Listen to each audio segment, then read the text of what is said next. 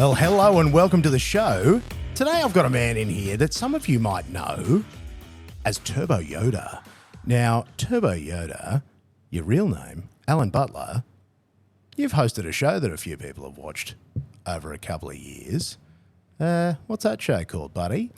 Yes, I'm the former host of the Skid Factory, which is me and Woody, who currently is the sole host of the show since I've retired from that job. Is he going to change the name to Single Pegger? Possibly. Because if he's not the Skid Factory, because, I mean, if we're not laying a number 11, if we haven't got the two of you, He could do. He might be single pegging. We'll have to. At least for a I while. can suggest it. Is there going to be a Turbo Yoda Jr.? Is there a young Padawan to fill Well, I have a big couple set of of young shoes? Padawans for myself, but I don't know what he's doing. No? No. So just that one's a wait and see. Yep. You have to keep tuned in, I suppose. Keep tuned in to See what Single he's gonna Pegger do, Factory. 'cause I don't know either. Oh, look out. Mate, you surprises. Now, you've been doing that for how many years now? I think it's about 7 years since we started filming the first build that we did. So we started that in about February 7 years ago, and then did the entire build and then released the first episode after it was all built, because it was obviously an experiment at the time. So yeah, we've been doing it for a little while. A little while. Do you have any idea the volume of content you've made? Have you got? I can't tell you exactly, but it was a weekly. We did one episode per week for, I suppose, 6.5 years. Plus extras. That sometimes we had more than one episode, but always one a week was our goal. And you managed to always hit that goal? Yep. The only time we didn't do it is when we scheduled to have a couple of weeks off one Christmas time, and then we got punished by the YouTubes for that. Really? They just just dropped you off the radar Because you're you not scheduled. consistent. Get out. Are So you we never did that serious? again. Holy shit! It's that important that they penalise you for it. Well, some channels they don't worry about it, but I guess it's because we were always the same time every week. Oh my which God. we did for. Well, I did that because I thought if I, back in the 80s when I wanted to watch Home and Away, I wanted to know that it was going to be on the same time every week. So that was Bloody kind of earth, mate! Same bad time, same bad channel. Yeah, that's it. So that was the reason why we did that. Maybe it's a bit old school of me. I'm down with that. But it was a bit of fun. That is a shitload of content. And for people that don't understand and go, what a cool life, you're living the dream, how much work goes into that one episode a week? Well, we've got the build work, of course. So generally speaking, we were building a car. So that could take 3 months, 6 months, whatever, depending on how hectic it was. But obviously we'd film it, and then I didn't do any of the editing or anything like that, so I can't really tell you how long that takes. But I expect it was probably at least a day for a basic edit, and sometimes more if we were doing something fancy with, like sometimes we had a special car like that Hakasuka. I'm going to get in trouble for saying that wrong. Skyline. So we did a bit more creative production on the introduction of that vehicle, and just as an experiment, and that took a lot longer. But generally speaking, if it's just a basic build episode, it'd be I guess a day's editing. So and then I might spend a whole week getting that half an hour episode in actual building of the car, of course. So yeah. Because for people that haven't built cars, if you haven't actually done this sort of stuff before, it can be very difficult to understand how much work goes into each thing that you have to do. That, like, running a cable could actually take 10 hours if you're trying to get something from the front to the back and things go wrong, and then you've got to compact it down into. Yeah, the stuff that's totally not interesting is the stuff that takes heaps of time. So yeah, it's not very sexy stuff, is it? No, that's it. There's a lot of stuff you got to do that is well, it's just not interesting, but it's still got to be done. Otherwise, the car doesn't bloody work. Yeah, that's it. You can't keep going with it. But it's just part of it. All part of the fun. And see, what I'm finding wild here is, mate, I've got you here at, I guess, a pivotal moment in your life's journey, because you've just sort of, you've stepped back from that position and having a bit of a look at life in general. Mate, what I want to know is, before you were Turbo Yoda, take me back in time, mate. Tell me a story. Where did young Alan grow up? So I was born in Gympie and lived, not in Gympie, but in the rural outskirts of Gympie on a farm my whole life until I was an adult. Went to school there, public school, the normal stuff, nothing special. Not very good at concentrating at school, that's for sure. But you get that when you're a teenager. Got other things to think about. But I moved away from the area because I needed to get a job, and there was no work. This was early 90s when there was a recession, so everything was pretty dry as far as work and opportunities. So I ended up moving away and moved to the Sunshine Coast because I could get an apprenticeship there as a mechanic. So that's what I did. Now, mate, growing up on a farm in Gympie, there's pretty serious plots of land there. Did your family, was it agriculture? Was it what was going on there? So both my parents were from farming families, and they did all types of farming, but there was also no money in farming back then either. So they had a big dairy farm, and that basically didn't work because the cooperatives that they used to control the pricing and everything, so people didn't go broke. They all got shut down around that sort of 70s, in the 70s, about when I was born. And then it's probably the start of what people talk about now with Coles and Woolworths being, monopolising the milk and that sort of thing. That had happened a long time ago to a different extent. So they got out of farming and just had normal jobs, but we always lived on it was probably a hobby farm, like a 24-acre farm, and had cattle and that sort of thing. I used to milk cows, and that was one of my jobs, and feed pigs and all that sort of stuff. Just normal stuff that I thought was normal for a kid. Normal in Gympie. Well, normal if you're me. So yeah, I've got some serious cow milking skills if ever required. Mate, that'll be handy in the apocalypse. Yes. You'll be able to rebuild a car and milk a cow. Yep. Bloody hell. Definitely. I don't even drink milk, but no, mate, it'd be good for the rest of the squad. I can trade it for absolutely. other things. For petrol. Because did you get into trail bikes, machinery? Were you a tinkerer? What else do you can't tell me that nothing happened. I mean, you would have got up to no good. You would have found your way into mischief. There's many good things. I'm interested to know about young Alan. Was he, loose cannon? What was he up to? Yeah, well, it was the 70s and 80s, so pretty much good times. Parents went to work and you didn't see them. You just did whatever, rode around on your push bike.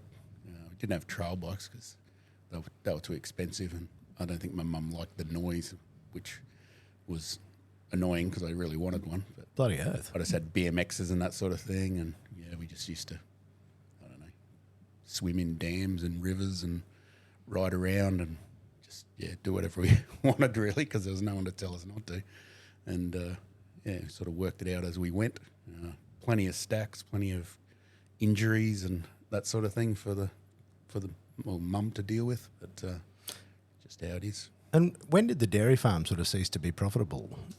That was about when I was born, so in the mid-70s. So then they moved to the farm that I grew up on when I was about one. And then my dad actually became a driving instructor, so he had a driving school for quite many years. So teaching like teenagers. Yeah. He had a Mark II Escort, 2-litre Escort with dual pedals and that sort of thing. Ah, fantastic. Yeah, I was only very young then, but yeah, it was quite a funny looking, looking at the dual pedals and how they did it, which was pretty, tech screwed stuff to the floor and whatnot. It wasn't Quite rudimentary. it was pretty rough. But because I was wondering what your folks would have done. So old boy went and did, he did driving school. We worked at it. He worked as a car salesman for a little while, and then decided he wanted to do the driving school. So he bought the Escort new from Ford. So he worked for Ford. It must have been like 78 or something like that, 79. And did that. I can't remember how long that was for, but they had all sorts of jobs. My mum was a bean picker, so obviously not the best paying job and very difficult, but I used to go to the bean patch with her, and just 3 years old, and she'd be picking beans with another mum and me and the kid, who is still my good mate now after 45 years. We'd just be running amok, 3 years old, all over the farm, and just doing whatever, just keeping amused, that sort of thing. That's pretty wild. Yeah. And the fact that your mate, somebody that you've literally grown up with from the bean farm. We were 3 years old. We met at the bean patch when our parents were working there, and we're still mates now. So that's terrific. Yeah, it's pretty cool. Yeah, okay. So it was really just like your mum and dad were just getting it done, weren't they? They were just. And have you got brothers, battlers, sisters? I suppose. Is battlers? It sounds like bloody battling, mate. I think everyone was a battler in the 70s. It's part of the rules. Prior to recent times. Yeah. Everyone was doing it pretty tough. It was pretty basic. Everyone was, that's all we knew. Basic existence. Sausages and veg. Mate, that sort of thing. Eating 3 veg. That's it. That's the staple.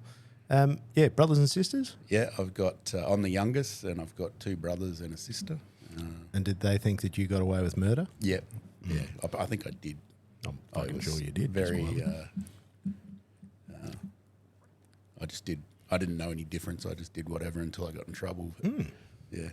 Yes, as the eldest of 3 boys, as the trailblazer, I certainly think that the younger ones had an easier run through.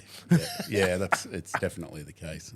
The parents are just like, they're like, whatever. I don't care anymore. Yeah, like these idiots survived. It'll be fucking fine. Whatever. Yeah, we all survived. Had a bit of meat off us every now and then, but we were right. That does tend to happen. Now, mate, you said so. School was of very little interest. Yeah, I wasn't bad at school. I was just in my teenage years. I just was very lazy, so that's kind of a regret for me. But how so? Oh, just seeing my oldest son was very good at school, and we were kind of hard on. Well, not hard on him, just very much encouraged him not to be lazy, because that's what happened to me. I wasn't stupid. I was just thinking about skirt and parties and stuff like that instead of school. So it's kind of one of those things that you in later life regret not actually just giving it a go and achieving something. So, but I didn't really want to do anything but be a mechanic anyway. I sort of worked that out in probably my early teens. I was always pulling push bikes apart and rebuilding them and all that sort of stuff. And did the other kids bring them round to you to sort them out? Did you get a bit of that too? Oh, there was none of that, because we all lived so far away from each other. Bloody 3-day ride to get to the neighbour's joint. Yeah, that's it. We did used to ride our BMXs a long way to each other's houses, but I never pulled them apart for other people. But did lots of DIY. You just enjoyed. Yeah, I just loved pulling things apart and fixing them and modifying them, whatever. And my dad did that as well, because we had all shitty cars, and you just had to fix them, because that was the way you got to work. So spent a lot of time as a youngster watching him pulling apart old Toyota Coronas and what else did we have? Toyota Crowns, just anything that was like absolutely worthless at the time, that's what we drove, because they still got there, and you could buy them for nothing, and you could buy 6 others for nothing as well, and have Plenty of spares. have spares. And it was a farm, so farms always have, like, you know, cars and tractors and shit lined up out the back. It's the rules. Just never sell anything sort of scenario. But you never know when you're going to need it. It's like that block of wood in the garage. That's it. So, yeah, so I knew from a young age that's what I wanted to be, was a mechanic, and it still is. So I guess that's a good thing, knowing what you want and pursuing it. It's special when you figure that bit out. yeah, it is. It's at least you got somewhere to head for, I suppose. Like, Yeah, to focus your attention. And obviously everything changes as your life goes on, but it's still got the same. I think the biggest problem with, I don't know if it's just me, but I still feel like I'm 16. Always have. Like, you never get old. Like, everything around you gets old, but you still think in your head that you're still a 16-year-old, you know, mupping around with your Datsun. Honestly, I have noticed that seems to be the norm. I remember talking to my grandfather in his mid-80s, and yeah, mate, he was a bloody teenager stuck in an old man's body. I know that I'm a reckless teenager stuck in a middle-aged man's body. It just seems to... I think it's a good way of not growing old. I think so. Mentally, I suppose I'd call it. Well... The process of existence can certainly wear you down. So if you at least do maintain sort of a childish mischiefness to you, I think that actually brings a lot of good. Yeah, you can value the little things, I suppose. Like when you're a kid, like some little things that don't mean anything really, but it does mean a lot to you as a little kid, I suppose. And I suppose that's why we have cars. Like, technically their only job is to get you from A to B, but that's not really how it works, is it? That's not even close. Yeah. No, there's 2 categories of people. There's the people that are the A to B, and then there's us. And then there's us. Yeah. And there is something wrong. As I have said to many of my friends, I believe I was dropped on my head as a child. That would at least help to explain some of the choices that I make. Yeah, we didn't have helmets or anything back when I was a kid. So there definitely probably was some brain injuries. So the stack hat wasn't a thing? The stack hat was very late in my... Late in the game for when you. I was in my teens, probably. And no one wanted to wear them, even if we didn't even have one. But even if you did have one, no one would. We wouldn't wear them. Oh, it was fiercely It's uncool. flat out getting us to wear shoes. We were that sort of kid that go to school with your shoes on and take them off because your mum makes you. But the school never made us, so we just took our shoes off and we went to school and ran around with no shoes on. Nice work. Yeah, it was good fun. Bloody classic. So, Sunny Coast, of all the places you could move when you're leaving Gympie, how did you narrow down whether you were going to go north, south, east, west? So I did a pre-vocational course. Well, I don't know if that's what it's still called, but it's basically a first half of your first year of apprenticeship and sort of preparing you to be a useful employee or start an apprenticeship. And I sort of kind of got like headhunted, I suppose, by a training agency which was a kind of a new thing back then. I can't remember what they call them now, but like an apprenticeship agency. Yeah. So they sort of rent you out to the appropriate business or whatever, and then if you're a shit, they could hand you back and get another one. Mate, pimp, I believe they call that. Maybe that's what it was, and I didn't realise. It's a giant felt hat that you went, it's a bit weird, but cool. Yeah, it could have been that. It was pretty smooth now I think about it. Hang on a second. So they had positions. It was a Sunshine Coast based company, and they had positions down there. So I was like, if I wanted to get an apprenticeship, that's what I had to do. So I just, took my Datsun and went to I think it was Curramundi, Caloundra area was the first place I was posted at for a little while. And then I ended up at a dealership in Nambour, which was Volkswagen, Subaru, and Holden. They didn't sell Holdens, but it was like a satellite service agency. Because what year would this have been? Because I'm trying to think with Volkswagens as well. 4? Yeah, so there was later. No Volkswagens back then. No, that's what I'm like. Nothing like they are now. They were just, you'd sell like one or two. Yeah. Mark III Golfs. Yeah, I was trying to remember where they would have been up to by then. That was about all they had. And then we had heaps of like combis. The 80s combis, the water-cooled engine. Heaps of them because that was kind of like a farm ute. And there was a lot of like Germans and Europeans in that area. Yeah, and gotcha. The owner of the dealership was of German descent, like he was an immigrant. So there was a lot of German descent people hanging around, and they all had Volkswagens and stuff like that. And we would work on like 70s Beetles and all sorts of stuff. It was it wasn't your normal dealership. Definitely nothing like what a dealership is nowadays. So we did work on, like sometimes you'd have a combi and then you'd have a brand new Holden, like a V8 police car, because we did like fleet work on. It was mostly just Holden fleet stuff for government.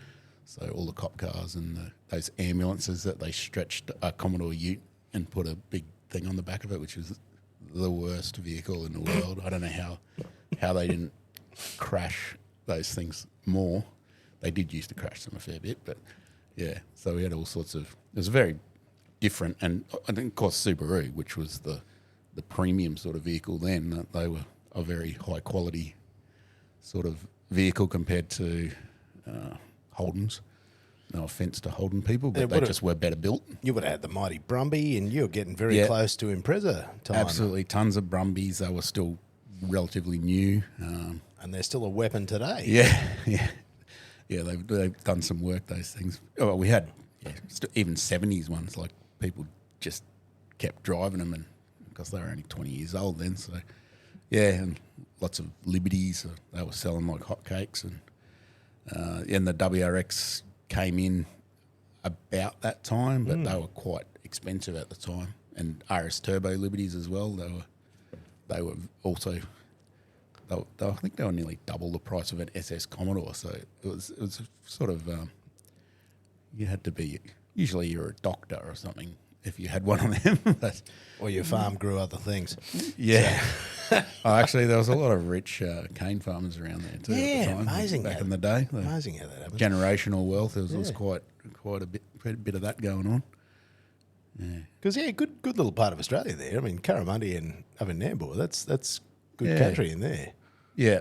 And you didn't get called to the beach. You didn't grow your hair down to your shoulders and go surfing. No, never got into surfing. Like a lot of friends of mine do, but it wasn't really a thing. Didn't speak to you. No, I was just too busy. Too busy with cars. Working on cars. That's all I ever did. Because there was an important detail that we missed. You drove your Dado down. What sort of Dado? At that time, it was a 1600 or 510. Oh, yeah. That was my second car. My first car was a Datsun 1000, which both of them I built, like restored. And I'm doing italics because restored as well as a 17-year-old can restore a 1960s Datsun. But I was a bit of a Datsun fanatic back then. Always loved them. Mate, Dado 1600 was the king. Yeah, they were the king vehicle back then. I did like it. It was a good handling thing that you could chuck together with junk from the wreckers, which I did. And it never let me down, that thing. It was a pretty cool car. So, yeah. They're an incredible car. Now they're worth a lot of money. They're worth $1 billion now, whereas... And I'm not surprised because they were pretty much worn out back in the 90s. And That's a long way past that now. So someone's had to tip a lot of money into them in the meantime to make them not a rusted out wreck. So And most of the good ones had SR20s chucked into them as well. Yeah. In the it was mid to late FJ20s 90s. in my day. That was the That was the mod. yeah, that was that was God's engine for a Japanese car enthusiast like myself. Well, see, back in my day, it was the SR. Yeah, I was that it's a transition. generational thing. It is a generational thing. I was a bit more hot fours, I guess. So a couple of years later than you. Yeah, I was into hot fours and fast fours. That was like That was the in the 90s, mate. That was the But Bible. it wasn't like auto selling stuff back then. It was No. actual just Datos and RX2s and Correct. RX3s and more Datos and R100s and more Datos and the odd Corolla, I guess. And a Pulsar ET Turbo Yeah. or a Sigma or, real. Yeah. Oh, and Geminis. times. I'm Yeah, still trying to figure where the fuck are all the thousands Geminis? of Geminis, Where yeah. are they now? I There don't. must be some They still all around. went, But mate. I reckon that they've all run away and they're all hiding somewhere because those bloody things used to be everywhere, Yeah. and they've all just disappeared. they built them to 85 as well, so it's got a... Mate, that's a lot longer than a Datsun 1600 is only built to like 73 or something. So You'd see them everywhere, and now they're invisible, and I'm very confused, and I think that there's something going they're on. in people's sheds for sure. Yeah. Like, you don't take stuff like that out. It's they're worth too much now. Yeah, that's what car shows are for. Hey, you just turn up at a Cars and Coffee or whatever, and you're like, where the fuck did all these cars come from? Where Like, did this come from? yeah, people have got them hidden away. Little things kept quietly. So you're living on the sunny coast. You've moved to Nambour, working as an apprentice Yep. with the German-owned dealership. What was that experience like? Working on Euro cars, the Japanese cars, and again the Subarus. Yes, it was. Were they It was as- pretty yeah. awesome. Like, the Subaru thing was a bit of an eye opener for me because they were just so well made. Particularly back in the first of those like Gen 1 Liberties, they basically just chucked everything at them and went from those wonky Leonis and Brumbies into this sort of like it was light years ahead of the suspension and design and that sort of thing. It was a real car, like a world class sort of thing. Whereas that before they had a Brumby, like it was just like how did they do this? That's a big change in company sort of direction, really. Like to go from a sort of odd looking sort of half farm vehicle with four-wheel drive that only works half the time and it's at the wrong end, and so yeah, I thought they were a pretty impressive thing. And obviously the RS Turbo was the big deal, and I did end up buying an RS Turbo years later, which was a really cool car. Love one of them as well, but again, they're crazy money, same as the early WRX. So also Properly hard to collectible. get because they all got wrecked. They were thrashed. Yeah, that was a bit of fun. Yeah, I did enjoy the difference of your V8 Commodore and then your Subaru, and then we had VR6 Golfs. They were cool. The first ones of those as well. But yeah, again, usually a doctor owned one of those at the time because you had to have a fair old income to afford something like that. And the other side of the whole apprenticeship thing was there was also a steering and suspension shop that was owned by the same owner, and they were joined. They were next to each other, and it was like something from the 50s. That's how long it had been there. So I'd work over there periodically for certain amounts of time. You sort of moved around and to give you a better experience of the different types of cars and what you could expect to be up against. So be over there doing kingpin reaming and tons of wheel alignments and rebuilding steering racks and pumps and stuff like that. And then,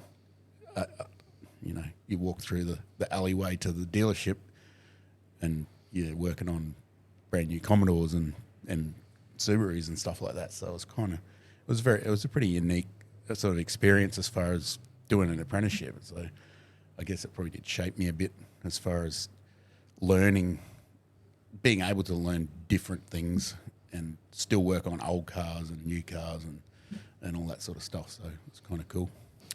Was the dealership training pretty serious back then, particularly with the international manufacturers? Were they fairly rigorous, or was it pretty loose? Not really. It was a very family run business, and it was small, really. Like it was, I don't know, maybe there was 30 people working there, 5, 6 mechanics, and the parts and salesmen and that sort of thing. So it was a pretty small place. Very. It wasn't like a big spending money dealership. It was like a small business more so, and sort of very closely run by the owner. And full disclosure, the dealer principal is my father-in-law, because I ended up marrying his daughter. Jesus. So she worked there a couple of years after I started. She moved back from Brisbane and was working as an admin in the office, and the rest is history, as they say. Well, that's it. He would have gone, this dirty dog that spins spanners. He's like, for fuck's sake. Yeah.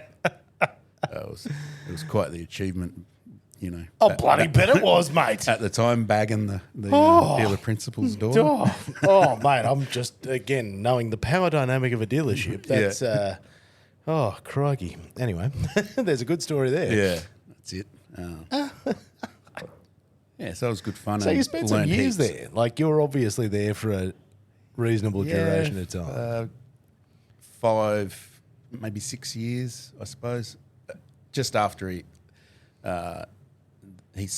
retired, my father-in-law, and then was bought out by a big dealership, and obviously everything changes once that happens, and a lot of people moved on, and I was one of them eventually. After, 6 or 8 months, I moved on to another workshop, which was opened by one of my workmates in the steering shop. So he went out on his own once the dealership was sold, and that business as well.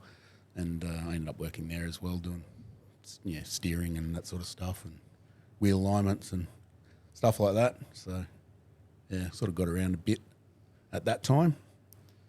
And because where are we up to in time here? Is this late 90s? 99 it was sold, yeah. So late 90s, bang into Y2K. Yeah, I do recall the freaking out about. Mate, the world was going to crash. I was waiting for everything to stop.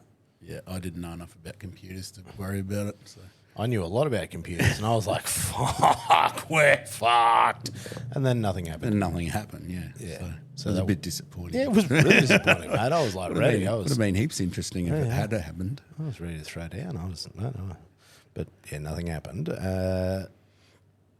So you're right at the So again, turn of the century, mate. Doesn't that make it sound old? So in the turn of the century, Alan, you were working at a steering. So he went out on his own as a steering shop. Was that sort of what he did? Yeah. So it was was general mechanical, but focused on he did.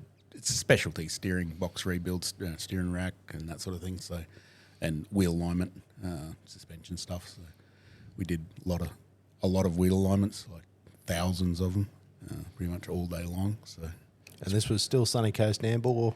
This was Palmwood, so bit not far, just a bit hinterlandy. Mate, how good's Palmwoods?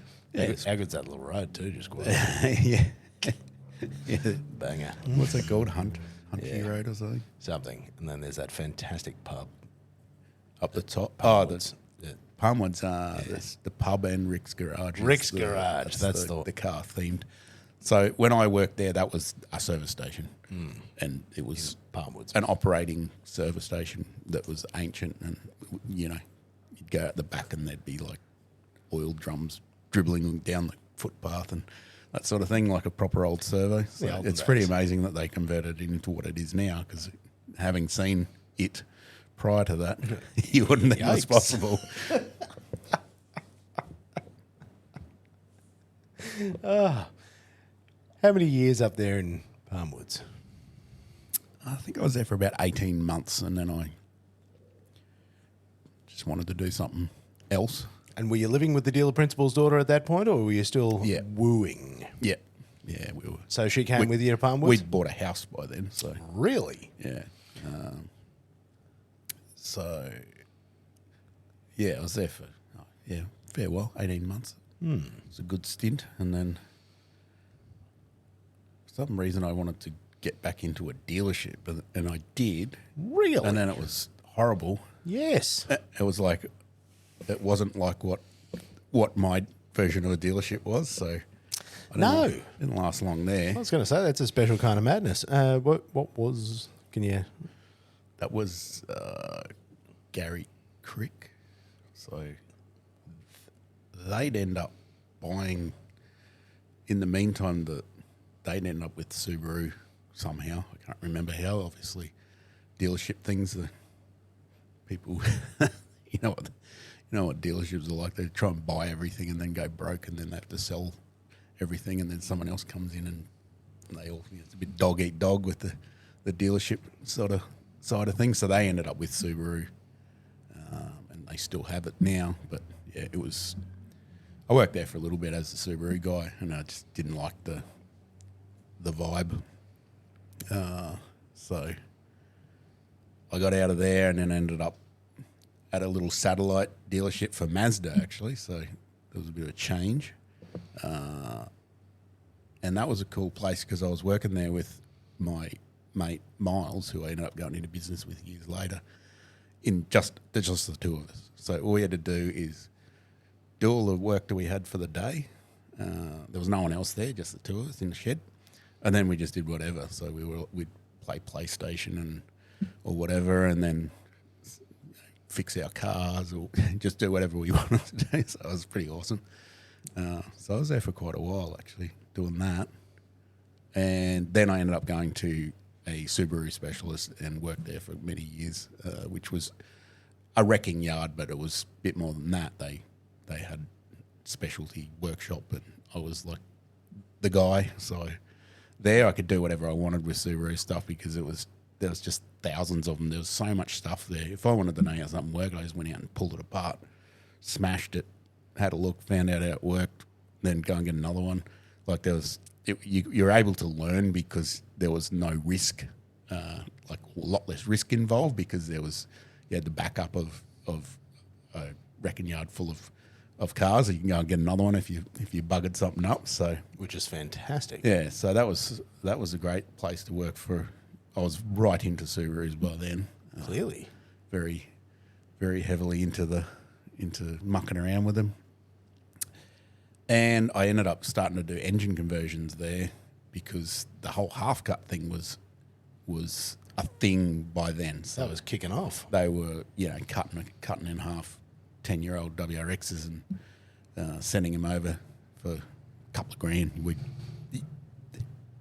By the time they got here, we were paying a couple of grand for them, so I can't imagine. They must have been practically free in Japan by the time you do the work over there, stick it in a container, send it over. They're and probably then- $1. and then make profit over here. So that was pretty awesome, actually. And the stuff that they used to send over, like RA version, like early Liberty Legacies. So stuff now that would be worth a lot of money because they were like a homologation rally car thing back then. And they'd just chop them in half, send them to Australia, and then I'd pull the engines out of them and stick them in on an Australian car and change all the wiring over, and then it was Make the RS into a weapon and just take normal the base Liberties. model things. Yeah, because there was not many RSs around, and they were quite expensive still. So it was just like normal Liberties that we'd just get a GX, like wind up Windows Liberty and just smack an RS RA half cut in with. It's just they were just worth nothing. It was now that I think about it, because you'd be just like, oh, this has got like weird coloured tappet covers and a gold intercooler and some stuff written on it. No, I don't know. Looks all right. Must be cool. Stick it in. And then later on you find out that it's like a homologation, sort of like a rally homologation model. And further into the years, we would get lots of WRX versions of them as well, like the lightened. They were like stripped out lightened cars from factory, like for rallying. And yeah, they just chopped me in half and sent them to Australia. Well, there was no value. Again, you're old enough to remember when classic cars was something that just idiots did, and there was no money in it. Yeah, and stuff didn't appreciate. They were just all shit boxes. You just poured your bank account into it. And then there was something very wrong with people that collected and did up cars. Yeah. There was something wrong with them, and we were just our own people, and it wasn't something that you did to make money. Yeah, yeah. And that was, it made it a very cheap time. And again, this was around Fast and the Furious time and all the crazy things, and then the Japanese scene, and then drifting, and the whole thing went fairly. Yeah, I think it really took off in the 2000s. Oh, mate, that scene and the Japanese cars, and it just spun out of control. Yeah. It became a mainstream thing. Yeah, it's odd that, isn't it? Because it was such a poorly depicted movie, really. Oh, it was terrible.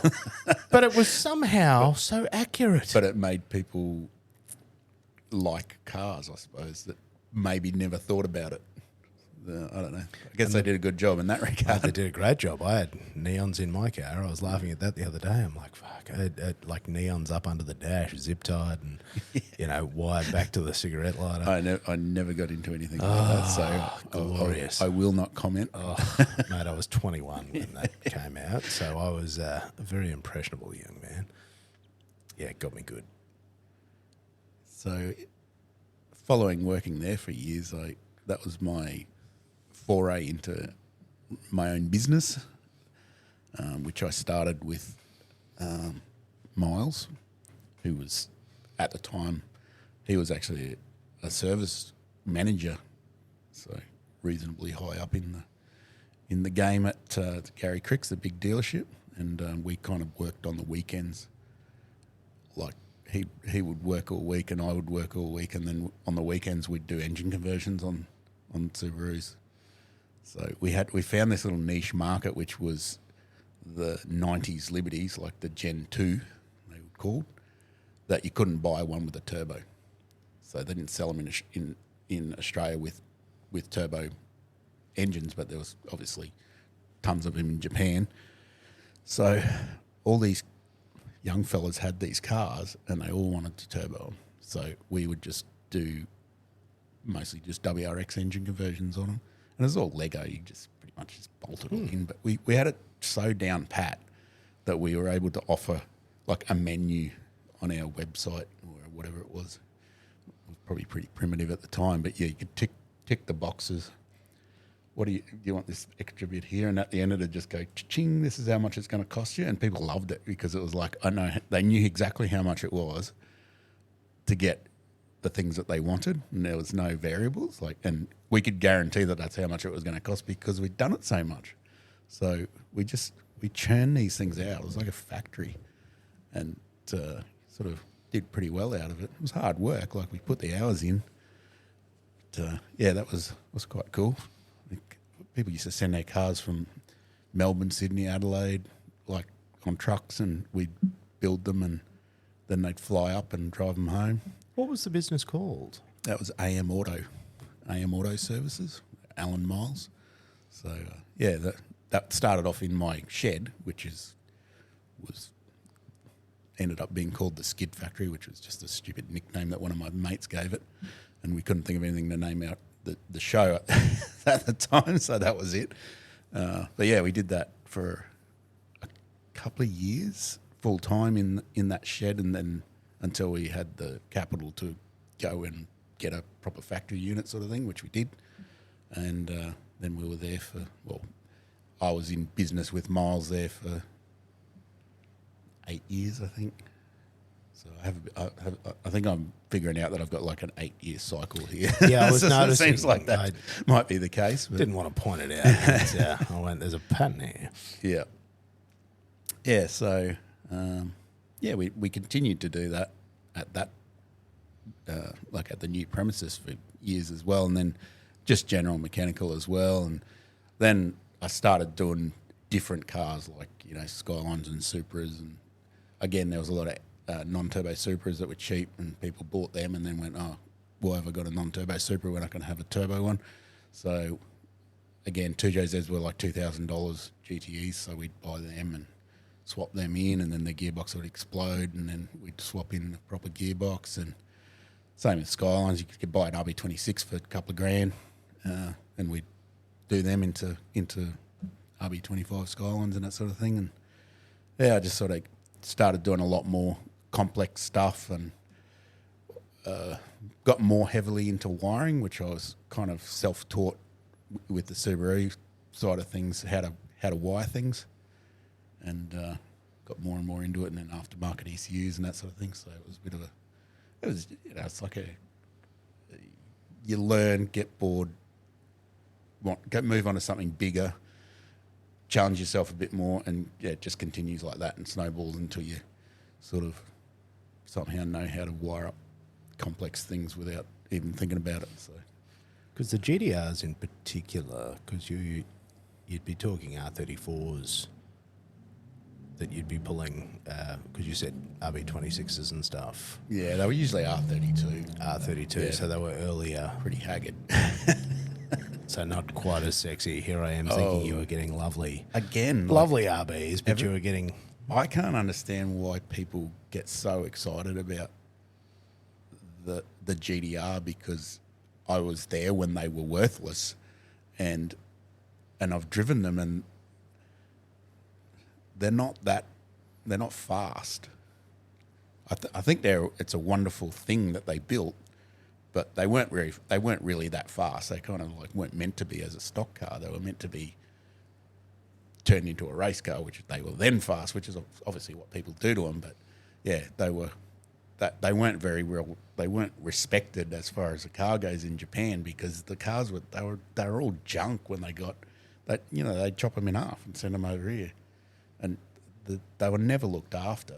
And I think that was just the culture at the time in Japan. Like that excess was a thing. Like the economy was so good that the car's old. I don't want it anymore.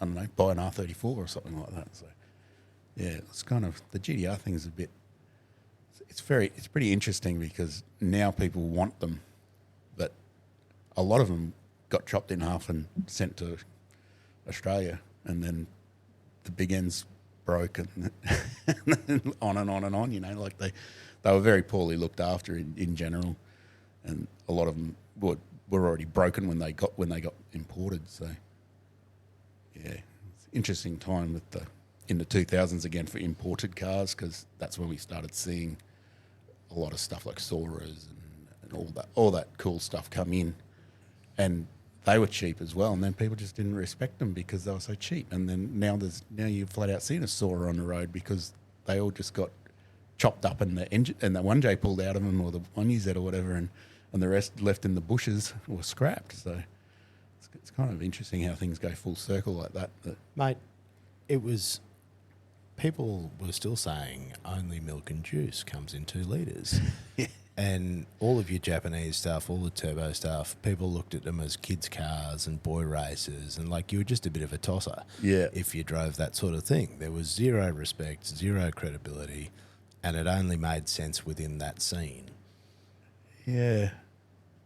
I must have been in that scene then, because I thought all those cars were awesome. Like, I mean, obviously everything's got its faults, but stuff like to drive a 1JZ powered Sora back in 2000 when it was maybe not even 10 years old, I drove one that had like 20,000 Ks on it, and I was like, I can't believe this is the best car I've ever driven in my life. It was unbelievable to drive. Like the engine was magnificent.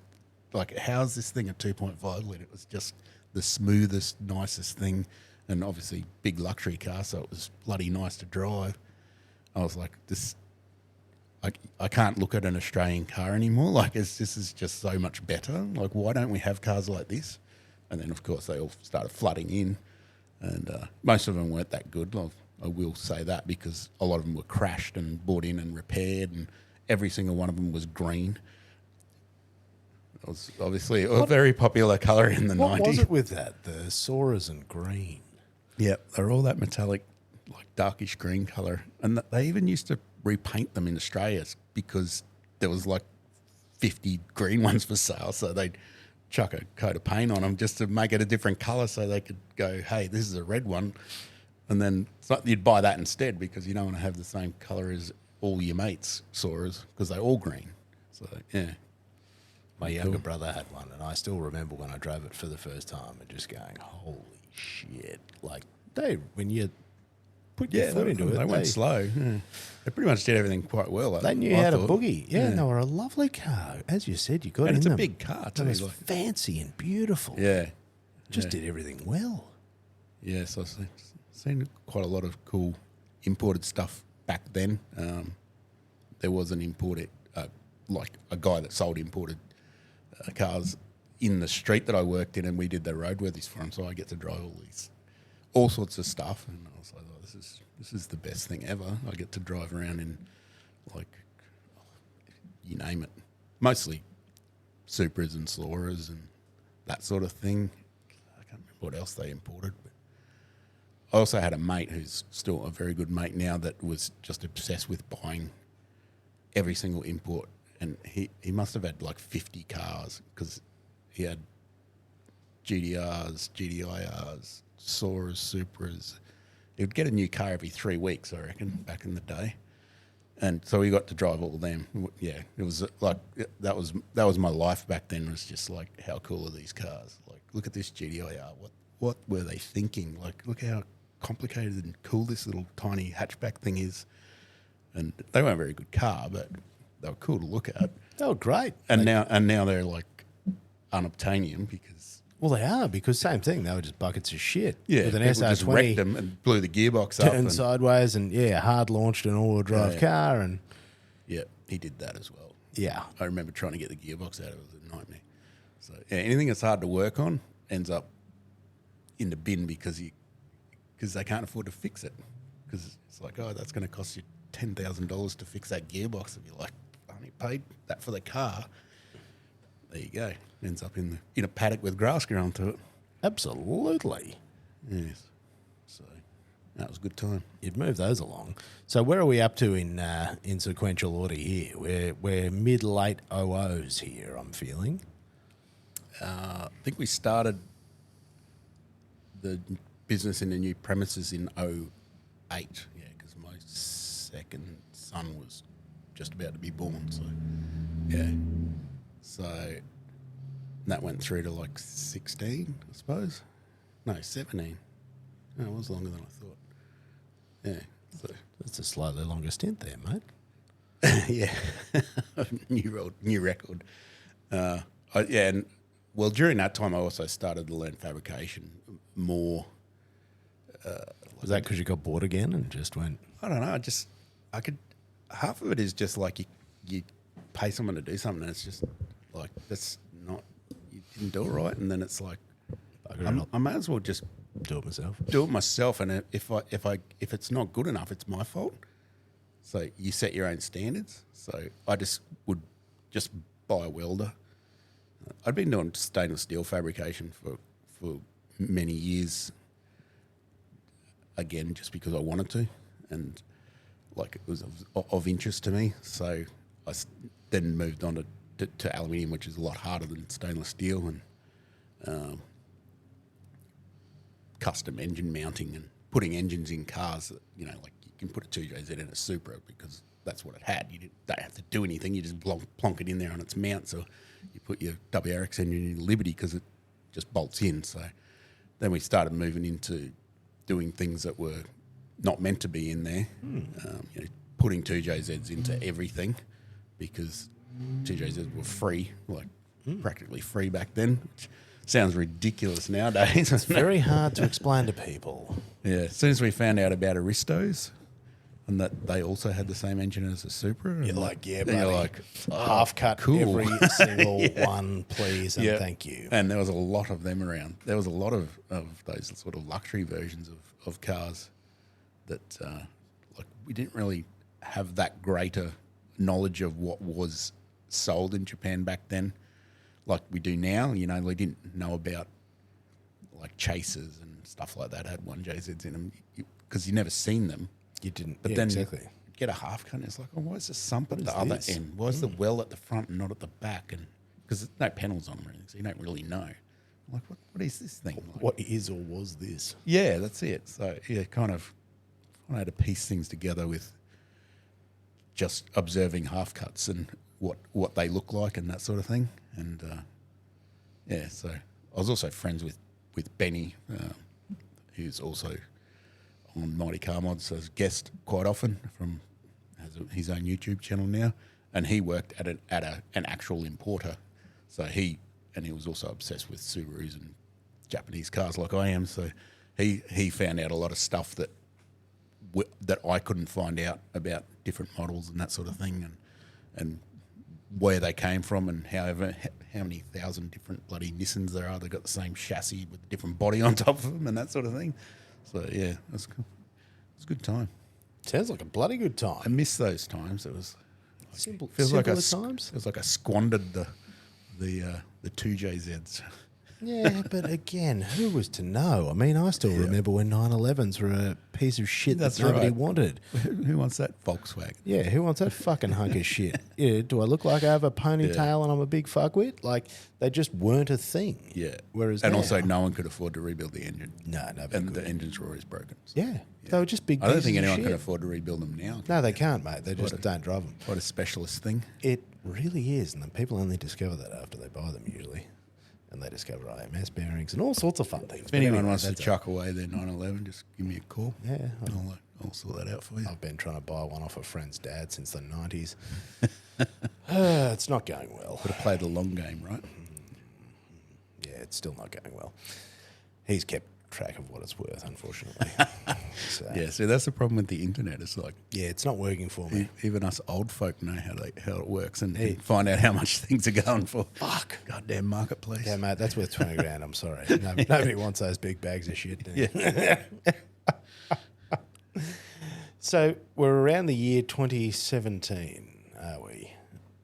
Yes. And what's happening then? 2 kids by 2017, or is this? Oh, yeah, I had two kids by 2008. So Two kids 05 by and 08 they were 2008, yeah. born. So, yeah, obviously the oldest is an adult now, italics.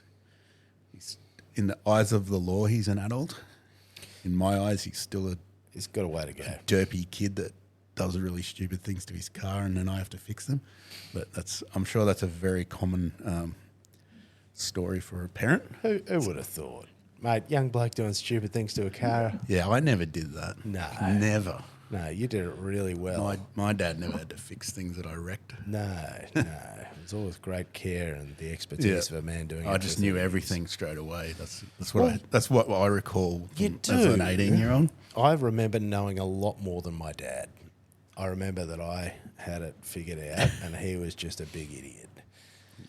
Yeah. I've since apologised. Your boy's got a few more years to go, unfortunately. He'll figure it out. Only a few more stupid things to do. So, yes, so the kids were well and truly grown up, but, well, not grown up, though. Yeah, bigger. Yeah, they could wipe their bums. That's the moment. So, yeah, I think what happened was we decided that we're going to go do a lap of Australia before the kids got too old.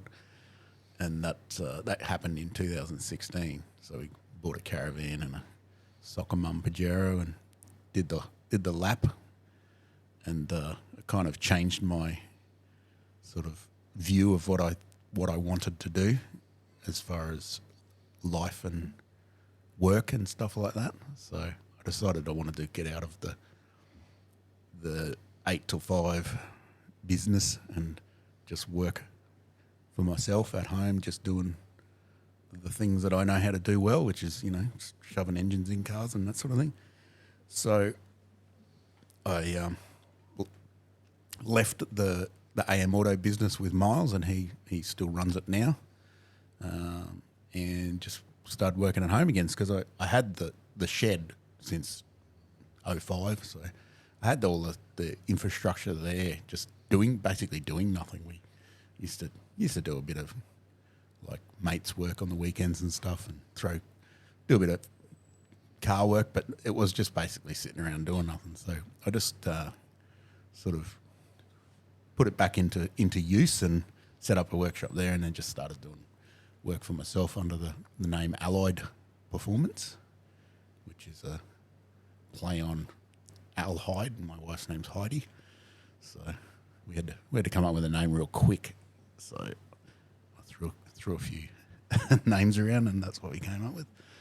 So yeah, so I started doing that I did that for about a year, and then in the meantime we were working on the like the skid factory project sort of thing, which was kind of, my recollection was it was Marty Mulholland's idea. So Marty from MCM, he basically said, "Oh, you guys, you do real cool stuff. You should film it, and make it, get a YouTube channel." So I'm like, "Oh, okay, whatever."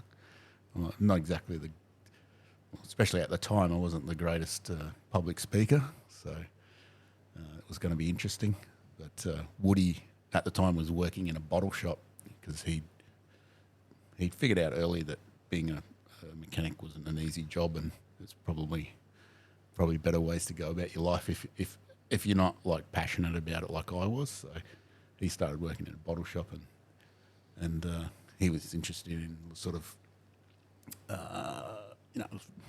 editing, filming. He learnt all that stuff in school because because he was so young. They learnt that sort of stuff in school that didn't exist when I was that age. So I roped my mate in. This is the previous mate that had owned like 50 imported cars. I'm not even joking, that many. He had a Fairlane, and it had a stock 302 in it. So I kind of talked him into it, which is not that hard, into doing a build on it and putting a Toyota V8 in it with a turbo. So that's the build that we did first, and yeah, we did it from start to finish in italics, and kind of filmed it all the way through, and then all the editing was done. I can't remember whether he did it at the time or whether it was all done afterwards, but he kind of crash coursed his way through editing with the help from Marty, and then we kind of just released it on their channel, or their second channel, MCM TV2, and got an instant audience. So we kind of, I don't know, I think we cheated a bit as far as YouTube audiences go, because people already knew who I was from being on MCM, and then we were on MCM's second channel, so it was like, that was a 600,000 subscriber channel that they didn't really use that much at the time, and I don't think they still do, but yeah, so we cheated and got an instant audience, and then we did that on that channel for 18 months, and basically just anything that came in the door, I was just like, oh, this will be cool, let's just build this, and whoever was ready to do something, let's do it. And managed to make it sort of educational / entertaining at the same time, and yeah, the rest is kind of history, I suppose. And that's the thing. How did you commercialise this? I mean, how were you paying your bills? Yeah, so originally I was still working as Allied, building cars, various vehicles, at the same time. So I'd be doing that and then be working on the Fairlane as well, just sort of one. I had 2 hoists by then, so we'd sort of have a, like a customer on one side and the Fairlane on the other.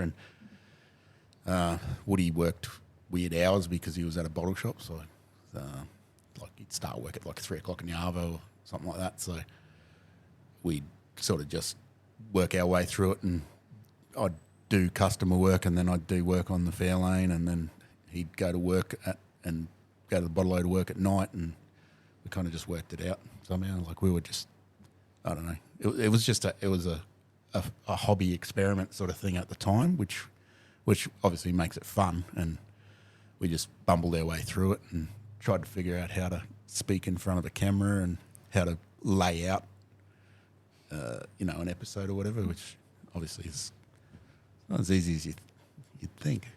But got guidance from the MCM guys, of course, and then just worked out as we went. And because it took off, that's like the biggest encouragement you can get, really. It's like people actually like it. And the feedback was pretty good on, comment section feedbacks and that sort of thing. So eventually, because we were sharing the income with MCM, because it was their channel, obviously, so we were finding it difficult to make enough money to make it worthwhile. So eventually they just said, look, you just got to have your own channel because there's no other way of doing it. So from Friday to Monday, we went from being on their channel to having our whole new channel, and Marty set it all up for us because he obviously knows what he's doing. But so all of a sudden it was like, oh, we've got our own channel now by ourselves, and so then we had to build the audience, which didn't take that much. It was kind of people realised it pretty quick what was happening. So we got to 100,000 subscribers pretty quick, which is a big deal. In our world, that was a big deal. Like 100,000 people wanted to watch us, so that's obviously... Mate, that's a big deal in any world. In anyone playing YouTube games, yeah, that's a big deal. So we got the little, Mate, you got the plaque, the big plaque, shiny. yeah. That's a big deal. So it was a slow growth after 100,000, and I think it's 280 now, which you kind of get complacent about it a bit. Like it's like someone else has got 3 million, or blah blah blah. But what we were doing, we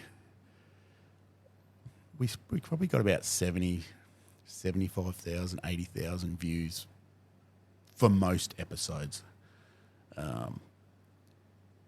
every week. So that's a pretty reasonable amount of people that are watching you and always want to watch you. So it's, Blair always put it to me, like Moog, as, do you know how many people watch the news? It's like, it's nowhere near that many people. Like not many people watch commercial TV. More people are watching you bumbling around in a shed, throwing engines in cars that shouldn't be in there, than they are watching commercial TV. So it's kind of like, if you put it in that context, it makes a bit more sense as far as the achievement.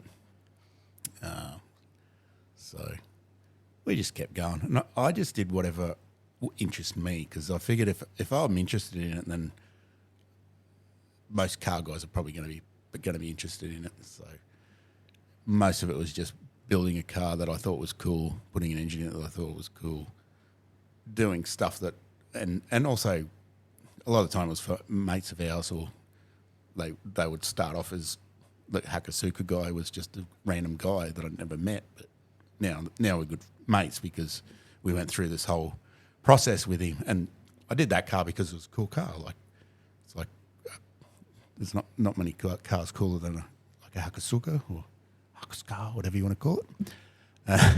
So yeah, I enjoyed the builds. Like that's what I like doing, and unfortunately, it gets less and less of the thing that you enjoy, and more of the business side of things, or of this is our sole income. We've got to run a merch store. We've got to do socials. We've got to do all this stuff, and it's like the percentage of you actually doing a thing that you like gets less and less and less over time, and that's probably where I ended up going. Oh, I don't think I'm having much fun doing this anymore.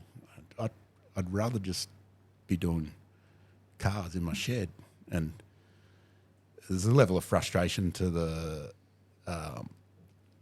having to wait, the hurry up and wait thing, because you got to film everything. If it's not on film, it never happened. So I just want to put that thing on, but I can't because it's got to be filmed, and Morty might not be there or whatever, So you kind of just, oh God, I just want to get this done, and that's like I like to get stuck in and get shit done, and that couldn't happen a lot of the time. So that sort of led to a bit of frustration on my part. So yeah, eventually I just was like, oh, I don't think I want to do this anymore. And that's just a cycle, I suppose. Like, if you're not enjoying it, I've kind of get to the age where I'm like, why am I doing this if I'm not really enjoying it anymore? I have achieved something, which I'm very proud of. And it's also, obviously, as a very quiet person that I am, it's sort of made me grow as a person as far as being able to talk about, to present. It's you got to have a certain level of self-confidence for that, which I never really had any self-confidence. So I guess that part of that was building that self-confidence in myself that I could present, believe what I was saying, make it interesting, that sort of thing. So it was awesome until I didn't really want to do it anymore, and that's where we are now. So Take me back to those early days, though, because I could even hear the excitement that you talked about it as it started to gain momentum, and obviously that's a big jump as you sort of go, we hit 100,000 pretty quickly. As a bloke that's made 300 videos in the last 2 years on a separate project, and I'm at 821 subscribers after 2 years and 300 videos, I would suggest that A, I'm not very good, and B, it's very hard. So that's a pretty, because again, from somebody sitting where I am, my podcast has gone pretty hard. The numbers on that are a lot more exciting. But as somebody trying to build a YouTube channel, I've been told by people more recently that you've really got about 3 years is the grind to get from 0 to 1,000. That's the grind initially for just Joe Average. And yeah, like I said before, I think we cheated because we had Mighty Car Mods, which is amazing. On our and again, side. that's not cheating, mate. That's not by accident. You'd earned that. It's a massive leg up to be able to get that instant exposure. So yeah, I don't want to put down other people's people that make videos and do all that and really don't get anything out of it. I feel for them because it can be a bit soul crushing, I suppose. Mate, it burns. I can't tell you how hard it burns. Because there's a lot of effort and there's a lot of great. There's tons of great stuff, mate. But there's so much. Literally millions of good. And this is the problem: is it's very hard for the things to rise to the top. And what it strikes me as it's doing is it is effectively people who aren't just making it because they like making it. Like I personally, I'm just stoked to make something, and I do it to make me laugh and to entertain myself. Yeah. Because I know nobody else will see it. And if I just sort of keep doing it for that reason, and if you sustain it long enough and you find your way through, that you are doing it for that enjoyment, and there is less of that sort of quick reward, you've really got to cross quite a marker. Yeah, I think the bullshit meter's pretty high on people, and they'll know if it's not genuine. And yeah, obviously we were always genuine.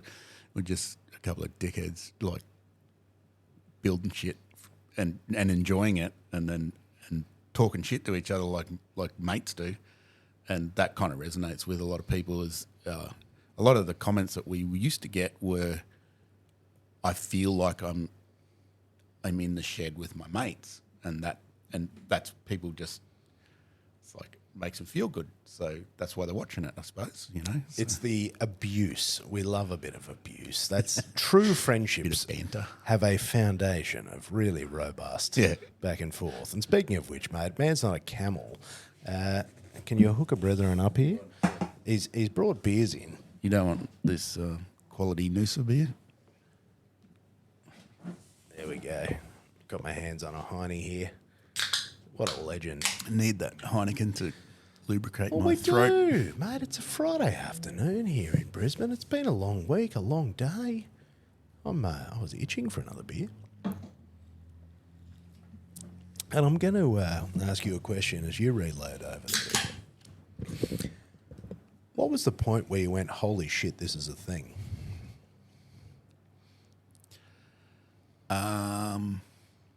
I think it was pretty soon into the Fairlane series. It was just received really well. you can tell by obviously you can tell by how many people watch it, but And the big fucking plaque in the mail from YouTube. You're like, oh, that's a nice little. well, this plaque, was mate. prior to our own channel, so it's we were getting huge views back then, like way more than we get now. YouTube is a very hard thing to navigate as well. It's a faceless thing, and it does things, and there's no one to tell you why or whether you're doing the right thing or the wrong thing or how to do the right thing. It's like a game, and that I found annoying because you're just trying to do your best, and a lot of people are, and people come up with all these weird theories about thumbnails and everything, and it doesn't matter what you do. It doesn't always work, Like you can have great content and people won't see it because there's billions of videos on YouTube, and that they've got to show it to the audience. So it's just a bit of a mystery in a lot of ways, and that's probably one of the things that I think that's to their detriment, because they're scaring away people that can make good content and bring people to the screen. And the idea of you being at the screen is that you see ads. So it's pretty basic, just like commercial TV. So, But back to the question, we knew straight away that we're doing a reasonable thing, because the good thing about YouTube is you get feedback like instantly. So if people don't like it, they'll either not watch it and you get no views, or they'll tell you that they're not shit, shy. You're fat. Yeah. Who's this old dude? Why is this guy bald? Why am I watching you got to get all sorts of stuff like that. So you got to have a bit of a thick skin, but also in my view was that they're not watching me because I look good. Like, they're watching me because I know how to do stuff, and my thing was to educate people. So I would always explain what I did and why I did it, and that gives people the context of what they're watching, not just look at this cool thing. It's like, I do this because, in my experience, if you do it this way, it doesn't work, or this is the issues, and explain it as you go. And people, I guess the people that are watching it mostly are people that are aspirational at doing their own work on their car, or that sort of thing. So I'm teaching them from my experience why I do things a certain way. So, and I guess that worked because people always watched it. And that's what I enjoyed, because I like sharing knowledge and stuff like that, because there's no point keeping it to yourself. I've got no competitors to let secrets out to. There's plenty of people that are far better at building cars than I am, but I kind of do it at a bit more of a garage level, I think. Like, I'm not a fabricator even, like, only self-taught. Like, I know fabricators and I know what they do, and that's not what I do. So, just communicating with the audience, I suppose, is the best part of it. Is when they tell you that you've helped them out, they've learnt something, that sort of thing. That's good. That's bloody mission special. accomplished. Yeah. Yeah. Because tell me about the nickname for people that don't know, don't understand. How The Turbo Yoda. Turbo Yoda. Because I mean, if you are the wise one, is this? I mean, how did that? Oh well, Blair Moog came up with that, and Tell me the story. Tell me the. I don't moment in know. He time. just came up with it straight. Like, it's just he's an incredibly creative guy, and just comes up with stuff like that. And I guess it's the root of it is he's Yoda knows stuff, and does turbos, because back when he came up with that, I was a guest turboing an MX-5 for them, so it was the first time I was on their show. So I don't know, but definitely stuck as, they come up with things like that. And you were the wise one. Yeah, I guess, yeah. Yeah. Well, that was always my role, was just to be the guy that knows how to do stuff. And then I'd barely say anything because back then I was pretty shy. And, the hardest thing about, this is the thing I tell people about being on YouTube or on screen or whatever, is don't worry about what you look like, because everybody except you already knows what you look like. So don't worry about what you look like. And that's the thing that you've got to get past, is like, oh my God, is that me? Like you never look at yourself in that. You only ever look at yourself in the mirror or whatever. You never see yourself at that different sort of external view. So, lost track of what I was saying now. Hit me with another question. Yeah. Well, I guess you're becoming, because again, you're a man that spun spanners, and then all of a sudden you've had to learn how to act and present, and because you're going into quite detailed work here of how you present to camera, because I note as I talk to you that you are quite eloquent. You have learned, you don't use your ums and your ahs, you actually deliver a sentence with control, and I have to assume that you've had to put a little bit of work into that. The ums and ahs are terrible in pre-production. We fix that. As I always say to Woody, just take the piss. Just fix it in the edit. And sometimes he puts together a chain of me saying and ah. But in my defence, I don't script anything. I just talk about it off the top of my head. And I can only do that because I know what I'm talking about. I know what it is, and which is why you are Yoda. Well, I'm a car dude. I fucking love cars. You've done lots of things. You pulled many of them apart. Yeah. You've just and cars are a genuine interest to me. It's my thing. Well, it's the being a dad is knowing things. Yeah. And I've learnt stuff about and things, being grumpy. So, yeah. Well, that's my other sort of thing I'm known for, is being grumpy, which I'm not. But it comes with the age and the knowing things. It's inevitable. It's like I preempt. I don't know. It's being, again, with age. I know that people are going to say certain things, so I preemptively go, don't bother saying it.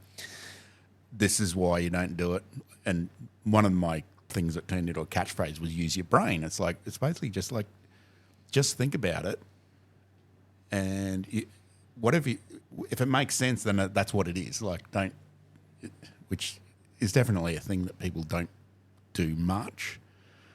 Or, yeah, I won't go into that. But no, let it rip. I love it. Right? Well, just instead of waiting for someone to tell you the answer, use your brain and think about it yourself. Because if you don't think about it, whatever they tell you could be wrong. So just some basic thinking, like what am I trying to achieve? How do I think I can achieve that, and how do I go about it? It's just basic stuff. If you're going to mess around with cars, you need to have a bit of you need to have that thought process, because you need to think about what it is you want and how you're going to get it. It's the same as pretty much anything in life, really. Have a think about it, and you got Google now, and that makes things so much easier. Except for the fact that you've got to have a good filter. You've got to use your brain to filter out all the shit, because there's a lot of shit in there as well. If it doesn't sound right, it's probably not right. And that's probably the big one, is the cross-referencing and being able to go, is this a valuable source, or is this just some idiot repeating shit that he's read somewhere? Yeah, and there's tons of that. So, yeah, that's I do a lot of research for any job I do on the internet, on Google and on YouTube, but I don't take everything as gospel. You cross-reference it with other things, and you also cross-reference it with what's in front of you, and go, yeah, okay, this makes sense, or not quite sure about that, because it's not all lining up. So I'm not completely convinced that that's how it's going to work. So yeah, it's a good resource, but not as good as your brain. Not as good as your brain. And I had a real breakthrough a couple of years ago with all this, because if you look at my soft, delicate hands, you'll see that I'm not a man that's worked very hard over the years, but I'm trying to change that. I'm a bloke that actually really wanted and has always wanted to work on his own cars. And I started over the last couple of years. And one of the earliest projects I went to was the turbo on my old Land Cruiser 60 series, 12HT. That was right at the back end of its life. And I went, righto, time for a new turbo. I know that there's G turbos and a few other things out there. And I had a look into it, and my Googling showed me the Kinagawa turbos, which the internet immediately told me were big pieces of shit. But I knew a lot of blokes. Incorrect. I knew a lot of blokes who were drifting, who didn't take great care of their vehicles, kept these bad boys on limiter, and just punished the shit out of them for years. And I went, look, I know this isn't science, but I know how badly these guys treat their cars. And I go, these things actually do pretty good. And I went, do you know what? Even though the internet says this, I'm going to actually try it. And as an experiment, I put it on. And look, I've got to tell you, there was some real Chinesium in that kit and did have to rebuild a few other bits.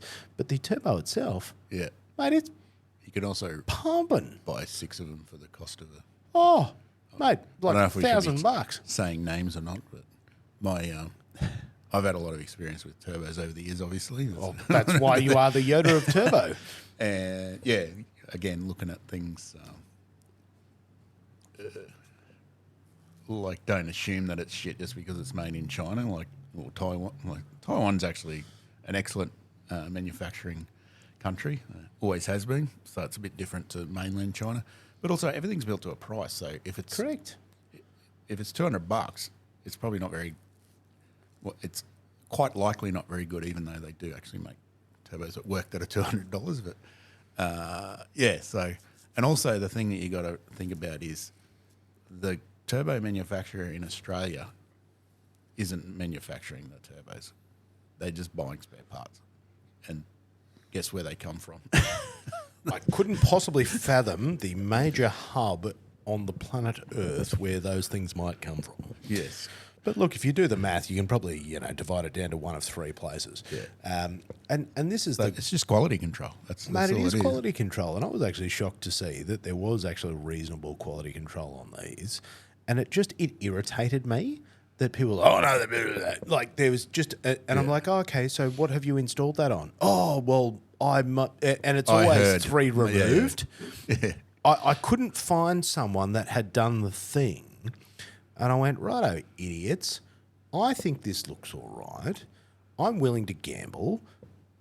And it was that. Like, that was the moment for me. When it works. Absolutely. That was the moment for me where I went, hang on a sec. I'm going and asking, hoping to learn something. These fucking idiots don't even know what they're talking about. Yeah.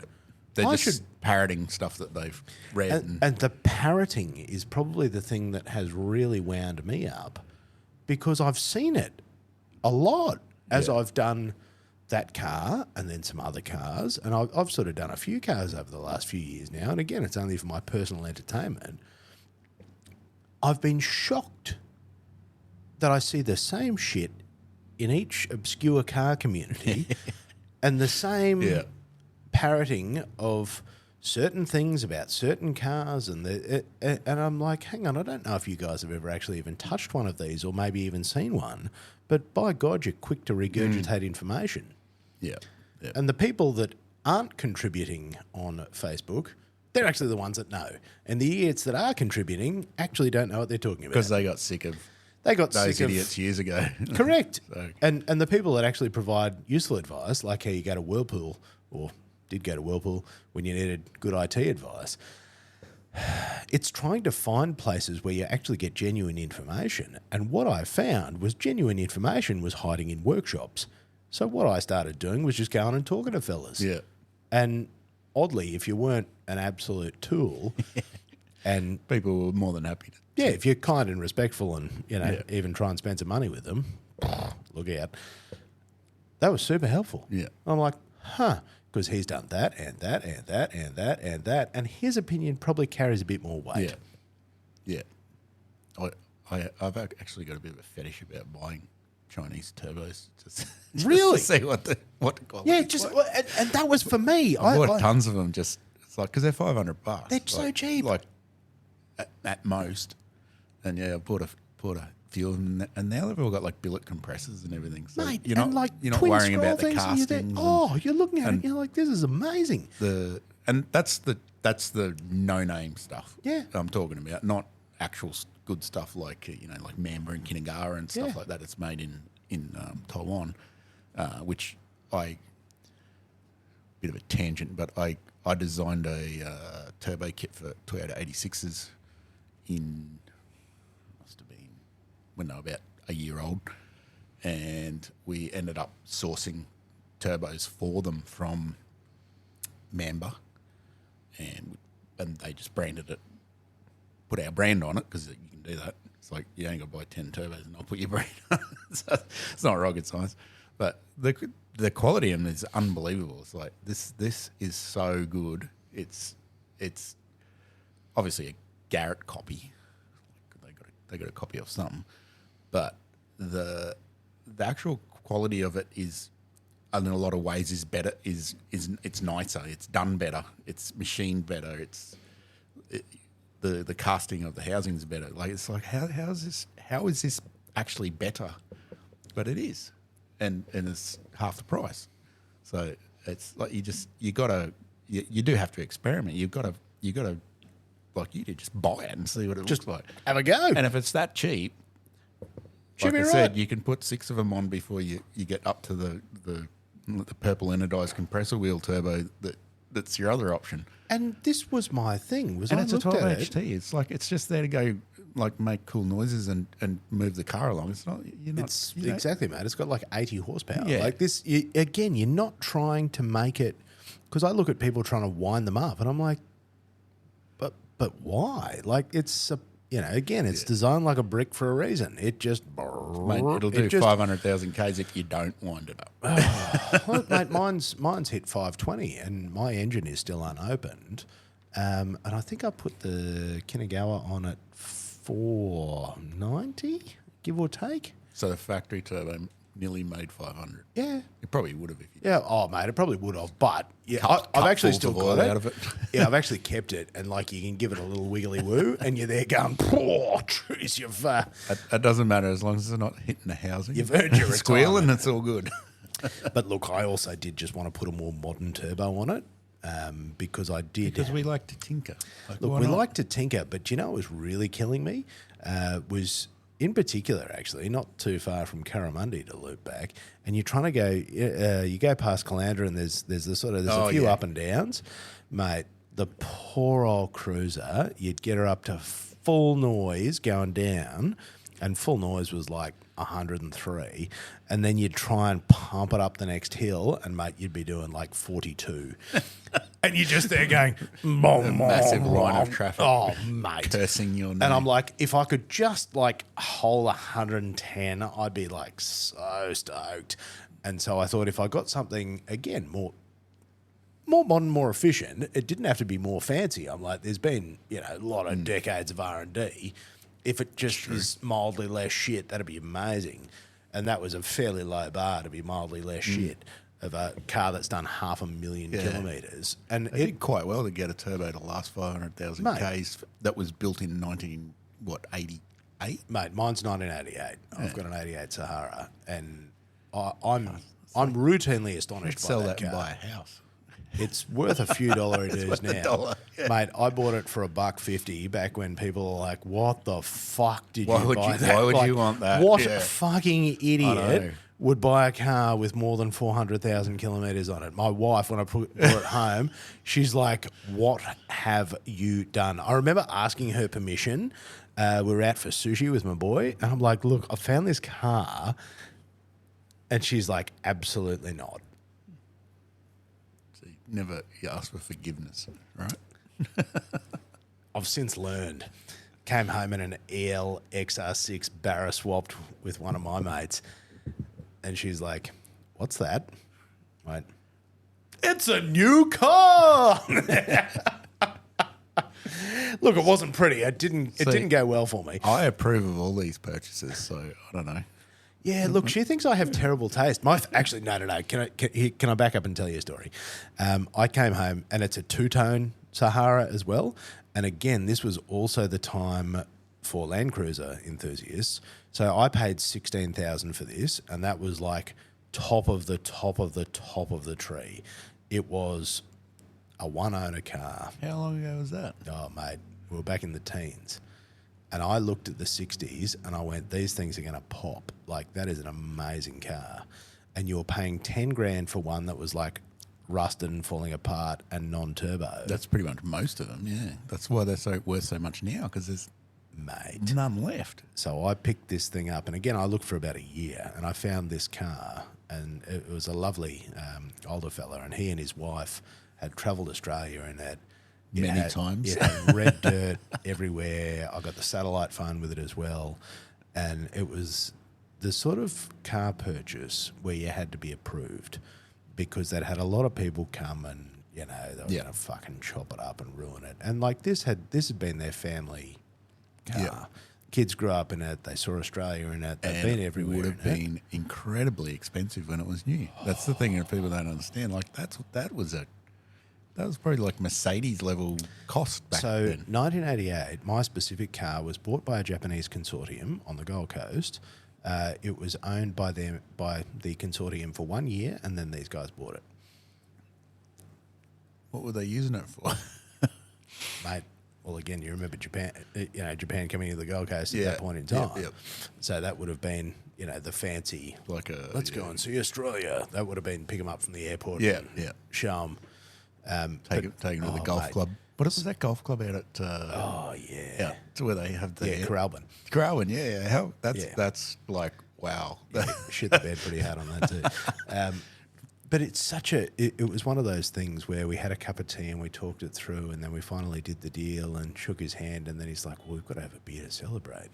And interestingly, mate, I stayed in contact with him because he was so happy to know it was going to a bloke that loved old shit boxes. And that my family was going to go travelling in it, and we'd go and see Australia in it. And I would send him photos, and I sent him photos of us on Fraser and my little boy with me, and all the amazing places we went. And then the point came where I didn't hear back from him, and I'd sent a few more emails because he wasn't well, and it was probably a year down the track, and his son responded to me and said, "Look, I'm sorry, he's no longer with us." But I continued to send him photos of that car, me and my family, because I have taken great care of that car. I've added little things to it, but I've kept it. I've kept it original as it and kept it going. I think that's something really sort of special about the fact that it's still alive, mate. It's still this is it on the stubby cooler. So I loved this car so much, and this car was fundamental in me changing my entire life direction. I like that car for me was a fundamental shift, and the first time I sort of went, do you know what? Who gives a shit? I like this. Fuck it. Fuck everything. I just want to do this, and that was an enormous change, and it's when you meet those sort of people, and that man, and again, I'll never forget him, and I've got bits and pieces of things, and again, I keep that all quiet because that's just out of respect.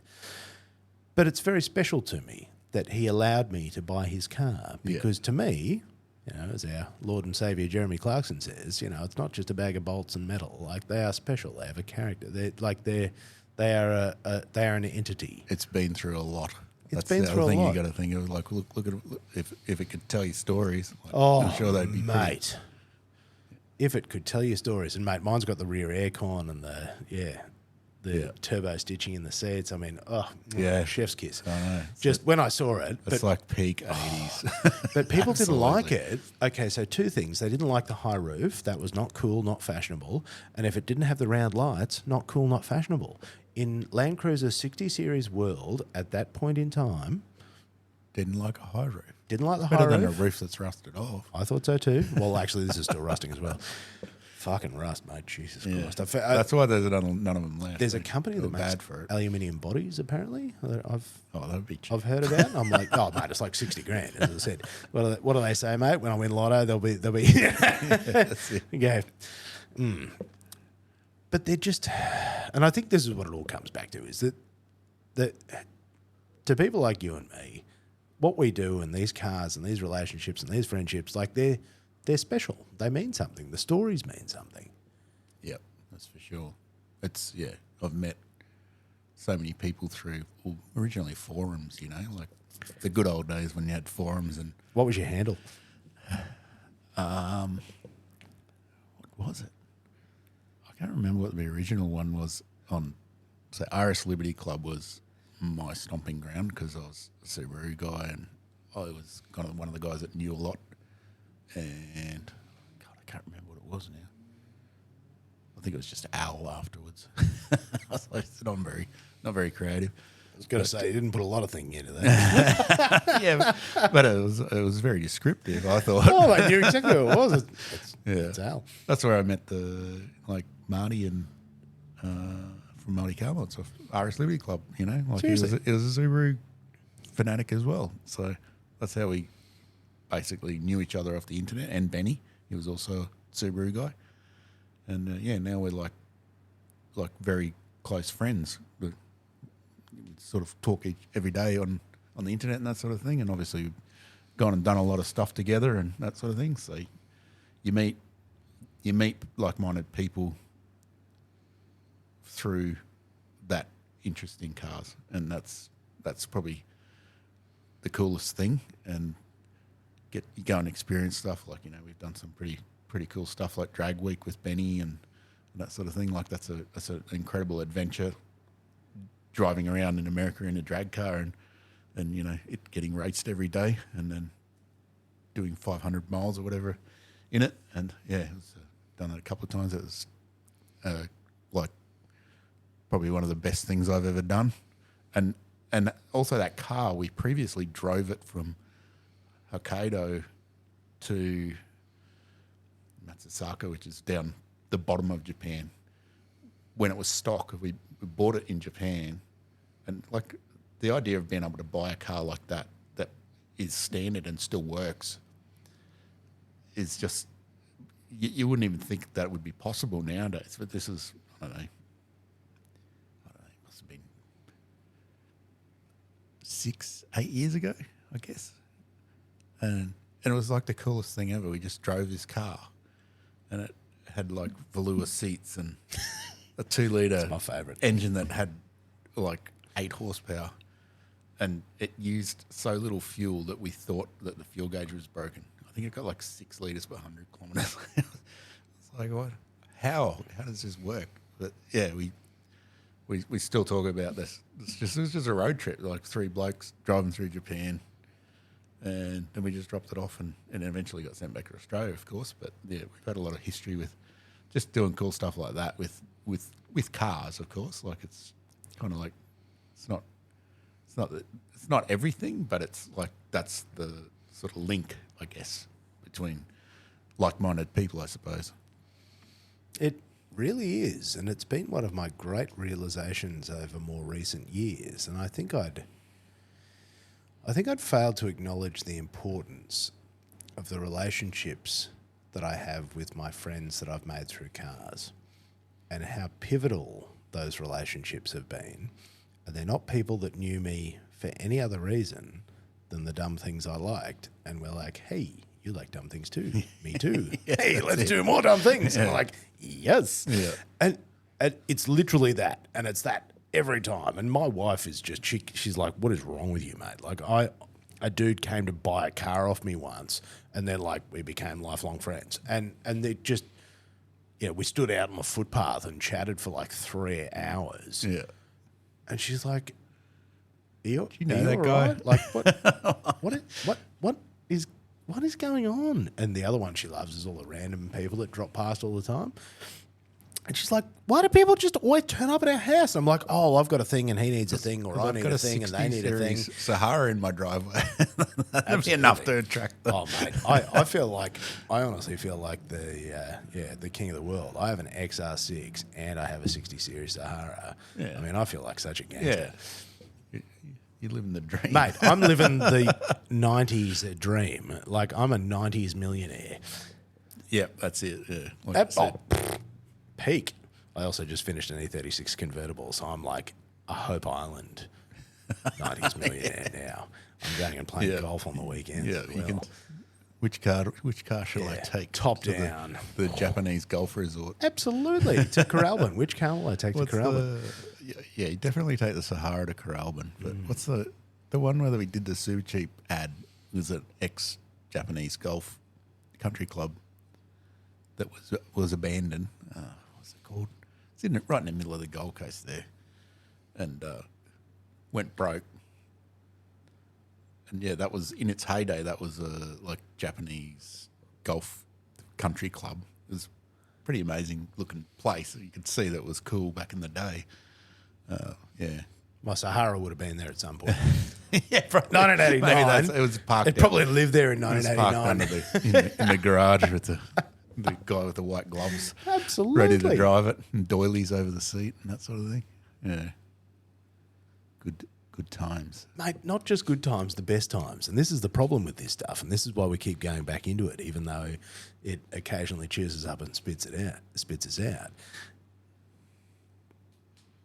The best times and like the hilarity and the stupidity and the friendships and the shit talking. I mean, that's why we do it in the first place. Yep. You didn't do it to become a YouTube celebrity. Like, you never did it for that. I can't, sitting here and chatting with you, I couldn't imagine you wanting anything. I couldn't imagine you wanting people to come up and talk to you as somebody who was going out and doing this sort of stuff and go, mate! Like fame, and like fame seeking and, or whatever. Yeah. Oh, you do not strike me as the fame-seeking guy. But yeah, when people always come up and talk to me all the time, which I think is great because it's like, because I know that they're car guys. Massive. And it's like, yeah, You'd be there like, you go, man. Like, yeah. it's no big deal. At any airport I would go to, obviously that's all switched off now, I'm assuming, because no longer on the internet. You'll be surprised. The internet's forever, remember? Always meet someone at the airport. Like, they'd be just like, oh, and then just have a chat. What sort of car you got? Cool. Thanks for watching. It's great. Mild tangent. What do your wife and kids think about that? And they're like, "Oh, for fuck's sake!" Like, or do they think it's pretty funny? Or they? So, they have a term for it. They call it fanboying. Ah, yes. Dad BOI. got fanboyed. Dad got fanboyed. Which is just like a family joke, I suppose. Because I think Did it give him cool credits in high school, or that Dad's a pretty cool guy on the internet? I think only when they were young, because like every 10-year-old wants to be a YouTuber, and so that's my son's dream. My dad is a YouTuber, and they'd be like, "What?" What? But when you say, "Oh, my dad," when they're like 16, they're like, "Oh, my dad builds cool cars," they're like, "Yeah, whatever, bro." Really? Yeah. Really? The cred drops off. Yeah, it's pretty odd. Like, it's just like a concept, like YouTuber. Like, obviously, they don't really know what that actually means.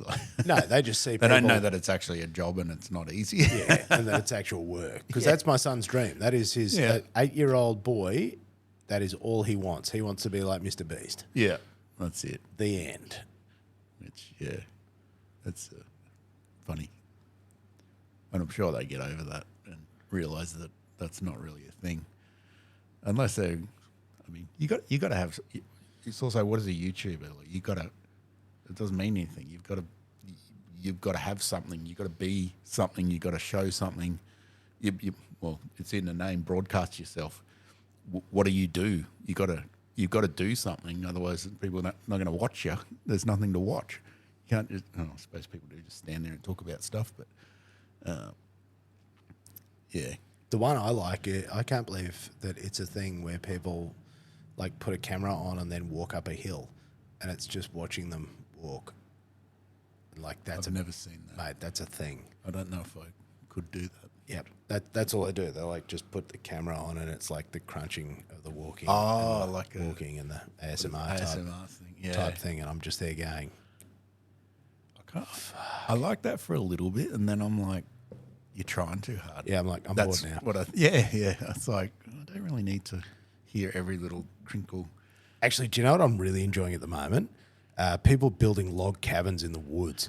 I've clicked on a few of those. They've popped up in my Facebook timeline, and now because I've clicked on like 37 of them, they keep That's coming all you're up. getting now. And holy shit, whenever I see somebody building a log cabin in the woods, I watch that in its entirety.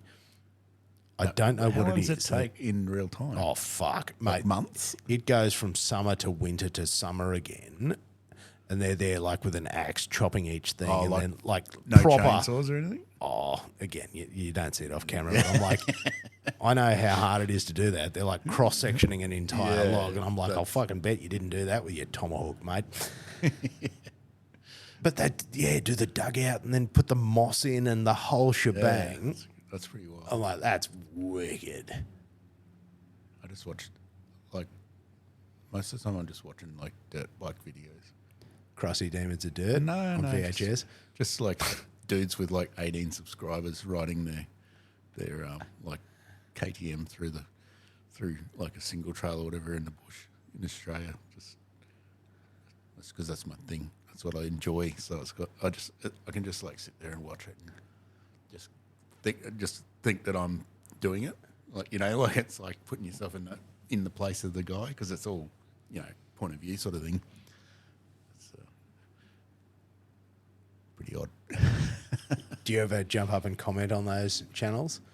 Nah, usually they literally got 18 subscribers and no comments. But it's just like, I appreciate that they just press record on their GoPro and then uploaded it, because that's more effort than doing nothing. And I'm watching it, so it's... That's why you got to give them props. Let them know Yoda was here. Yeah, I subscribed to him and stuff. Hey, hoi. Yeah, it's good. That's my happy place, is the bush on the bike. So, Do you do a bit of it yourself? Do you get out? yeah. Every week. Well, not this week because I'm here, but yeah, every week usually. Just go out with a couple of mates. And What's the weapon of choice? KTM 250 two-stroke. Yeah. Exactly what you wanted as a young man. Well, maybe not a KTM, but 250 two-stroke. Probably would have never heard of a KTM back then. Yeah, but a two-stroke 250. Whew. Yeah, That's definitely a throwback from not having it when I was a kid. absolutely. Sure, but like doing it when you're 40, I think I was like 42 when I bought it. And it's... and going, geez, this is really actually hard work. well, it's... Quite physical. I enjoy it because it's like it's a real, like a brain thing. You're thinking about what you're doing all the time, and it's like, I don't know if people think you don't just sit on a motorbike and press the throttle, like at least not on a dirt bike. It's body movements, like you're balancing the thing, you're moving around on it. It's like you're like a cyborg, I suppose, or whatever. Like you're part of it. The bike does its thing and you do it, but you got to be doing it together. Otherwise, you eat shit, which I've done plenty of as well. But that's all part of it too. That's good. It's really weird because most of the people that are out there are my age. Like it's an old guy's sport. It's odd. Like why aren't there young people out here doing this? It's so strange. Because they're working and crying that they can't afford a house. Yeah, I think they're at the motocross track doing 60 footers or something.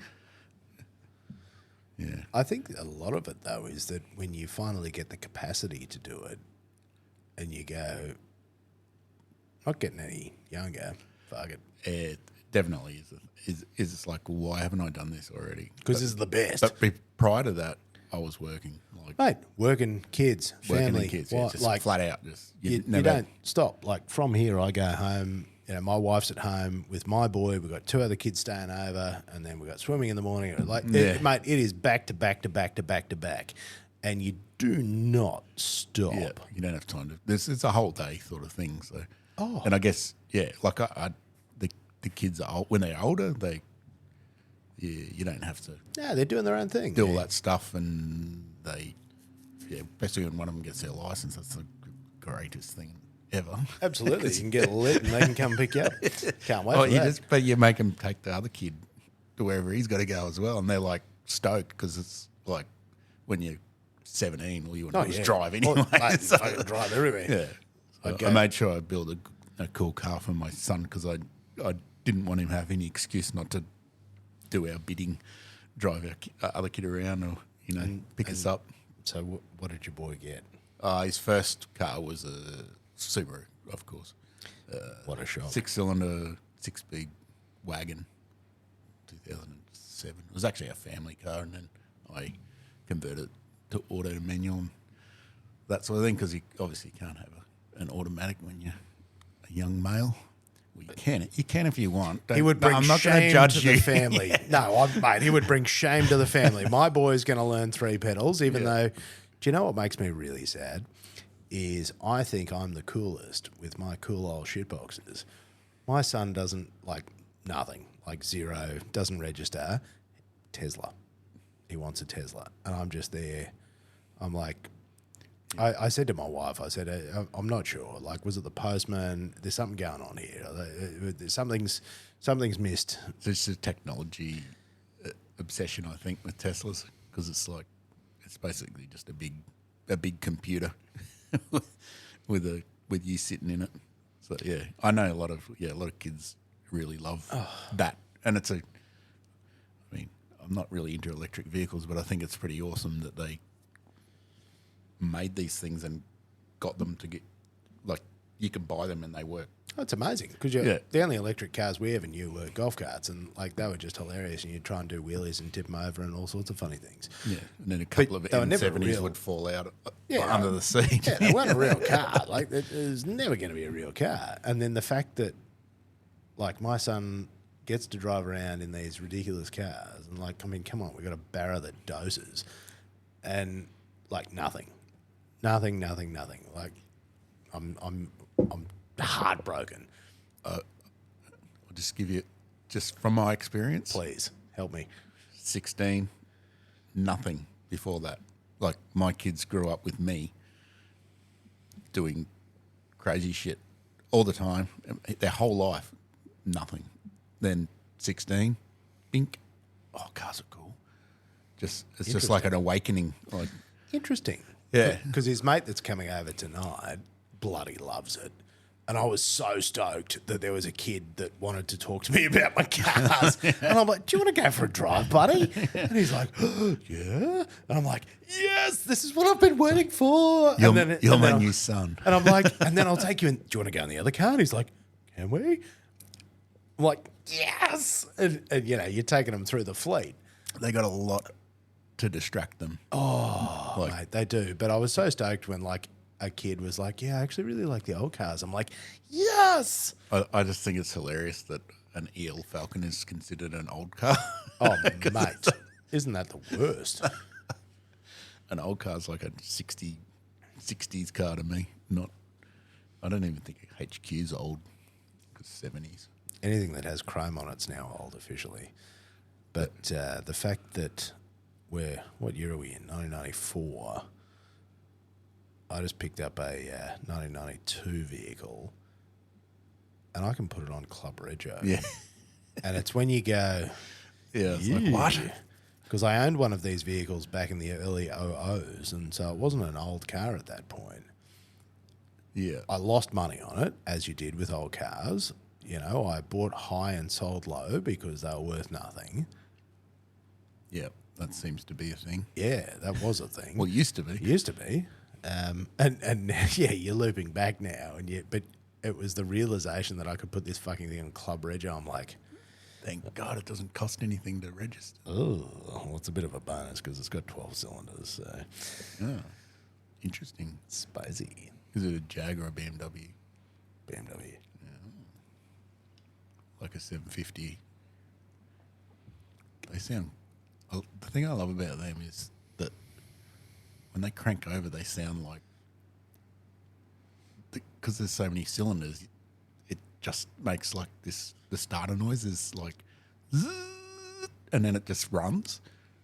It's like that's what a Formula One car sounds like when they start them, because they, probably that particular Formula One car probably had heaps of cylinders as well, so you don't get any sound from the starter motor. It just goes, and then all of a sudden there's just engine running noises, and it's like, what's happening? Yes, do love a V12. Amen. I've played with a couple. Well, I got 2 Bosch fuel pumps coming to go into this one because we've isolated that down to being the issue. Is it EFI or K-Jet? Oh, I don't even know what you're talking, K-Jet, mate. You might as well be speaking Dutch to me. I don't think BMW ever used K-Jet.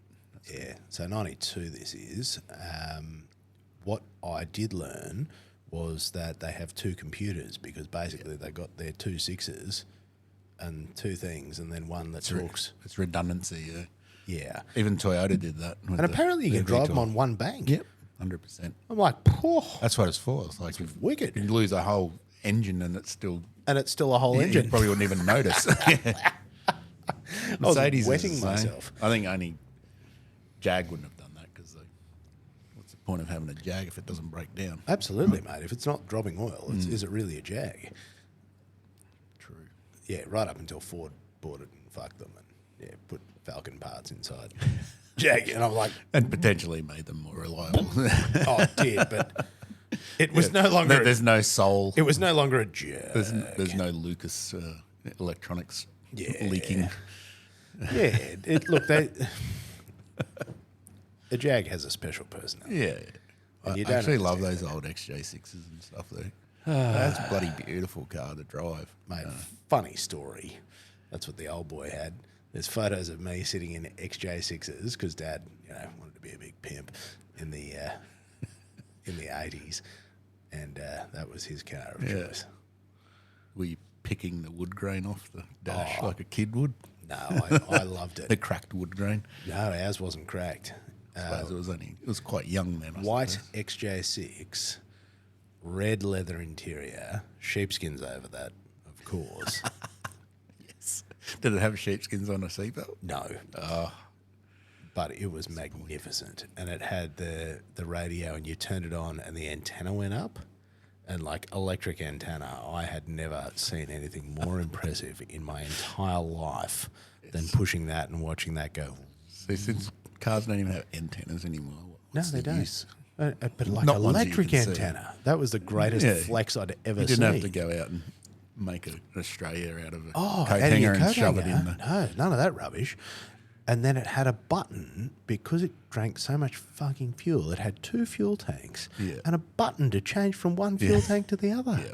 I'm like, this is That's such a gangster. That there's a lot of stuff that's really cool about them, and then that's like a mini, like a fuel tank on each side, sort of like a Cooper S had that, and then they're like, shit, we've got 2 tanks. How do we get the fuel?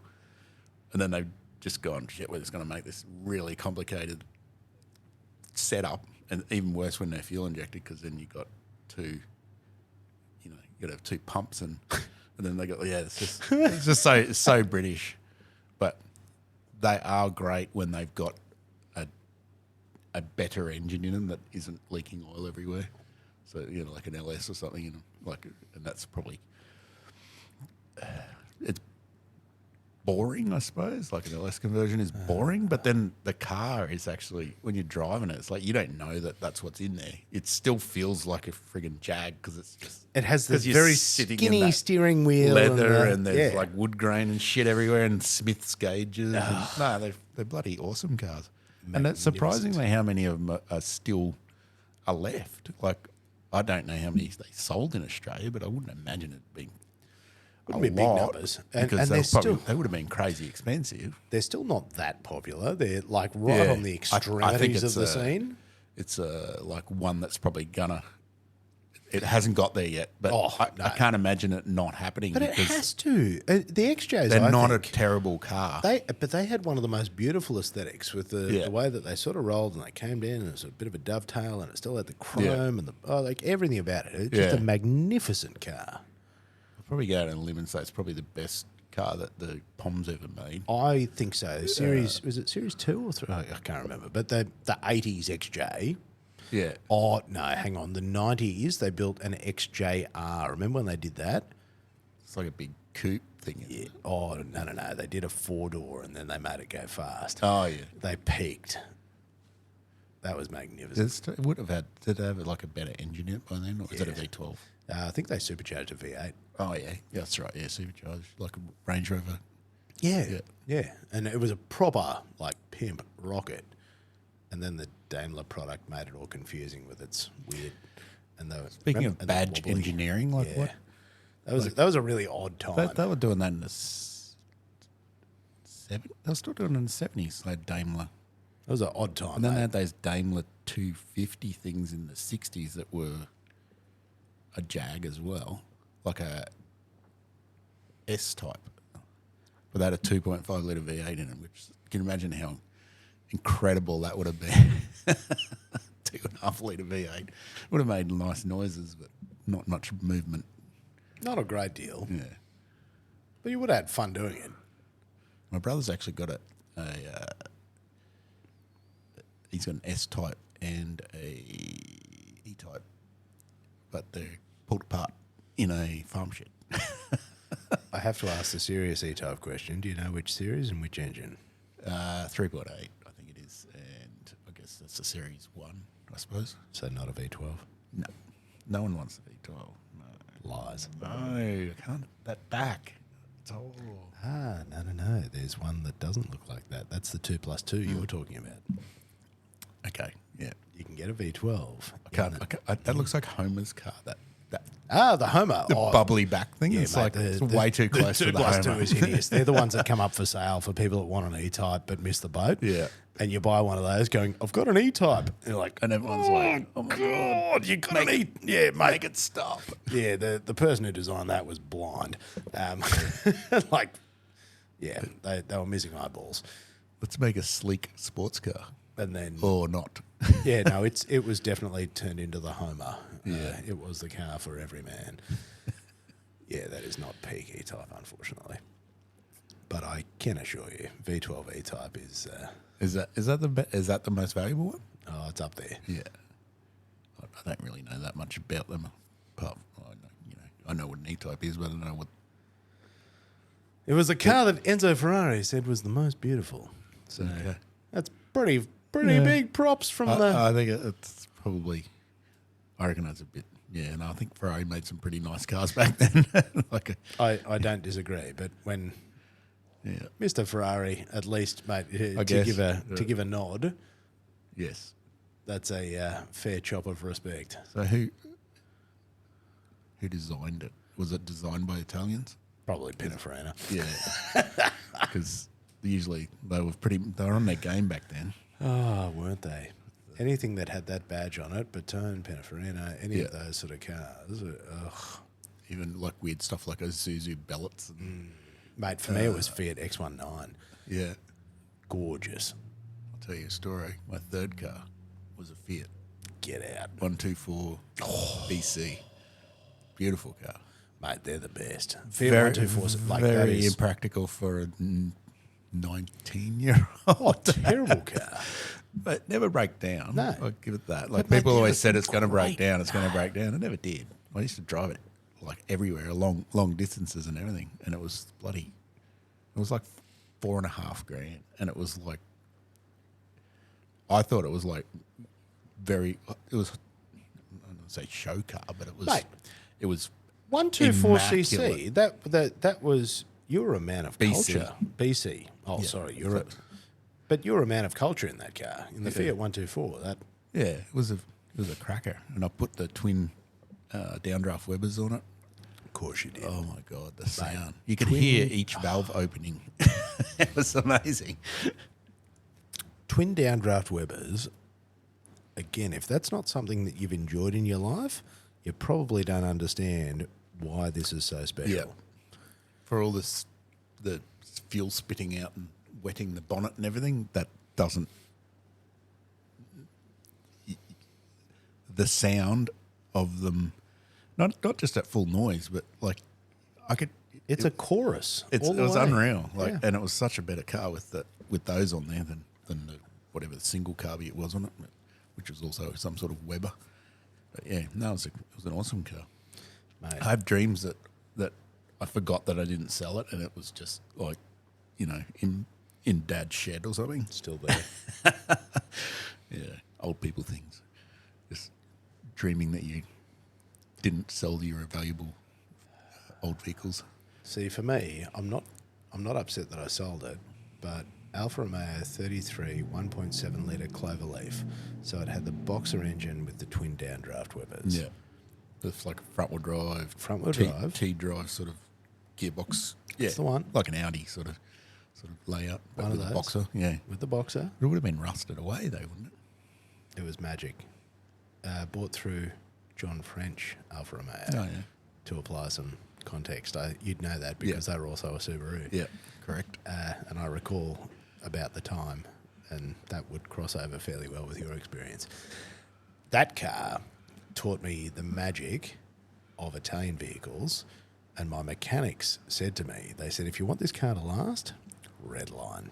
They said, just get up it. Italian tune-up. Every gear, every day, all the time. And do you know what? They were right. Yeah. That car served me for like 13 years or something stupid. No way. And like tons of work to it. Redid everything. And you learn about trail braking, and like going into a corner and just letting the throttle off, and it comes around. Well, understeer, but then also because I made it go a bit faster, was being able to control when your front wheels are going wild, and then learning how to steer into and with that. But for me, the twin lift off downdraft oversteer is lift what I off was oversteer. thinking. That's what you're Yes. looking for. Oh, look, it's a bad time, and when you get it wrong, Yeah, but sometimes some of them are that well. The chassis is that good that it will just do it, and you know what it's going to do, and you can keep doing it, and then that's how you drive a front-wheel drive car fast. I suppose. they're unreal. Not every car's like that. You probably got to set it up, I suppose. Well, it was also very hard to modify back then because having an Italian European car, trying to find parts, I was like reading catalogues in German that they'd have. You've got to be in the Italian car club with all the other very strange people that enjoy such vehicles. It was very hard. I found a wrecking yard that was also a workshop, and that was what sustained it. And it basically sustained it until they closed. Yeah. And that was the end of. Sure, they're the ones that had magic. terrible rust problems, though, aren't Oh yeah, they're terrible. they? Mine It was like an great. 80s car, Yeah. Oh mate, there was Russian steel apparently. Yes, yes, that the was steel was left on the docks. And it was very poorly. Yeah, why would they buy steel? yeah, so it was steel made in Russia and then left on docks, and it was So it was pre-rusted. So it was Russian steel, pre-rusted, and then turned into Alfa Romeos with electronics again built by the people that designed the 2+2 E-Type. And like Magneti Marelli. Oh, fuck. That's the Lucas of... Mate, you don't know pain until you've owned old Italian cars. The weird thing is Magneti Marelli makes like Formula One like control systems and stuff. Like they couldn't even make a friggin' old Alpha like stay running. Who would trust them to do that?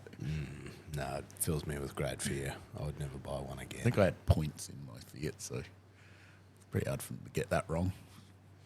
Possible, but The majesty, though, and the sound of those cars, and because they love to rev and they love to, they really rewarded you for. it's just driving like enjoyment, I suppose. Not fast, or Not anything like fast, that. but it was a celebration getting listen to there. that noise. Oh yeah, Those what are the Alpha, the V6 ones. I think it's a Busso or something V6 with was rear gearbox, rear-wheel drive rear gearbox front transaxle thing. Yeah, They were pretty awesome. the GTV. Yes, yeah. I remember we had one at it was like a trade-in at the dealership, and I was like, this thing's really strange, but Inboard brakes. yeah, but you got to admire the engineering and stuff like that.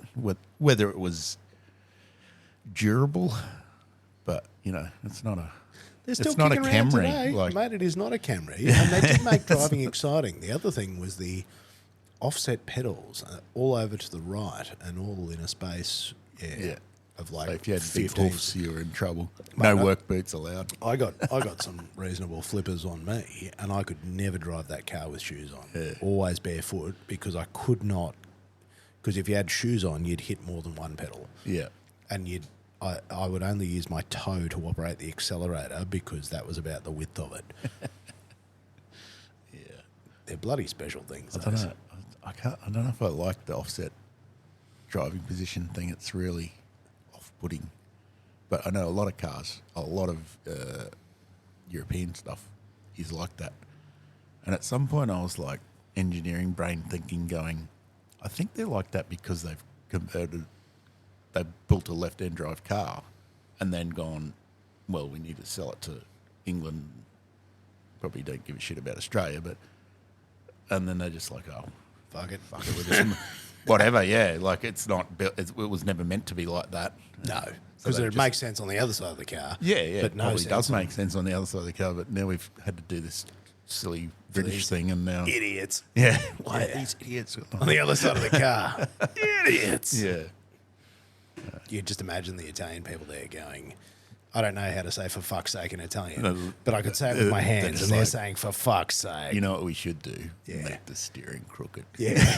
And do you know what else we'll do? Screw those guys. Yeah, what we're going to do is we're going to shove the pedal box all the way over there So to punish them you're like... for their dumb... Everything's on the wrong plane. The seats Yeah. out of line with the steering wheel, and the steering wheel's out of line with the pedals.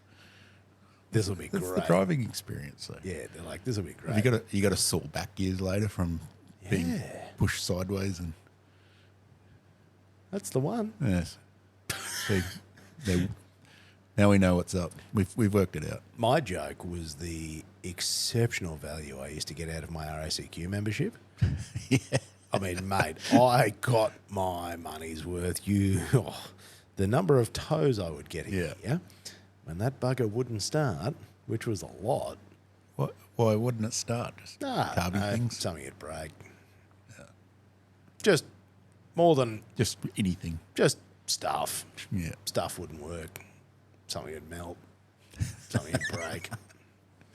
It's funny how you just like accept that shit when you're younger. It's like, no, it just didn't start. Whatever. Whatever. Well, Oh, look, now it starts. Cool. I think being like a mechanic who knows how things work, the freedom of being like that must be awesome because that isn't the way. It's like, oh, it doesn't go. And then your brain's just winding through 1,000 pages of what could be making this not go, whereas the average guy that just likes driving a car just like, goes, fuck. oh, it doesn't go. It's got to go back to the mechanic. It started, sweet, let's go. Yeah, like, yes. That never happened. Must be great. Well, you got to laugh, mate. I mean, I'm here today. I have, I'm in my ELXR6 today, and the door handle latch broke, so the internal mechanism let go. So at the moment, I'm putting the window down, opening from the outside, putting the window back up, and then closing. So because I haven't had the minutes in the day. It's like Ford thought of everything. Mate, unbelievable. And I laugh as I shut the door and Is the that car, like redundancy? mate, Like- the whole car like an just aircraft? rattles and it goes, you shut the door and it goes, "Bleh," and the, the paint that's lifting and the clear coat gets water under it when it rains as well. So it's Oh, bubbling. so it's like a so it's bubbling and it has water under it. And I'm just there going, God, I love that Australian manufacturing. Yeah. You just go, you stand there looking at it and you're like, I can't fathom how they don't make them here anymore. yeah. I don't. What did go wrong? What went wrong?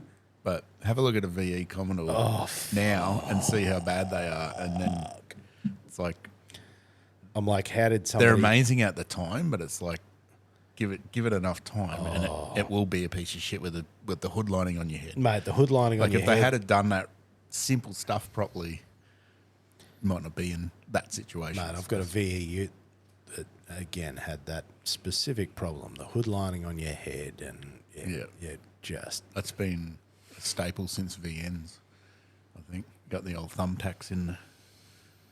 I actually... Like what sort of... Someone get better glue. Come on.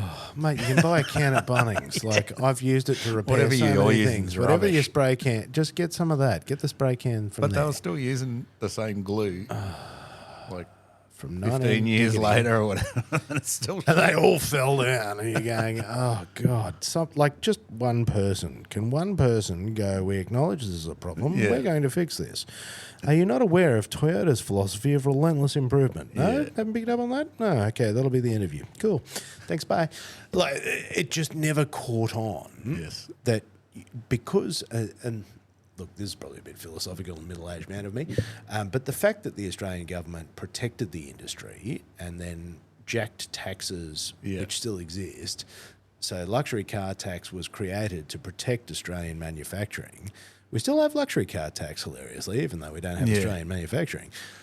But the industry was protected and insulated, and it almost like the American banks. It sort of thought it was so big it couldn't die. And it was lazy.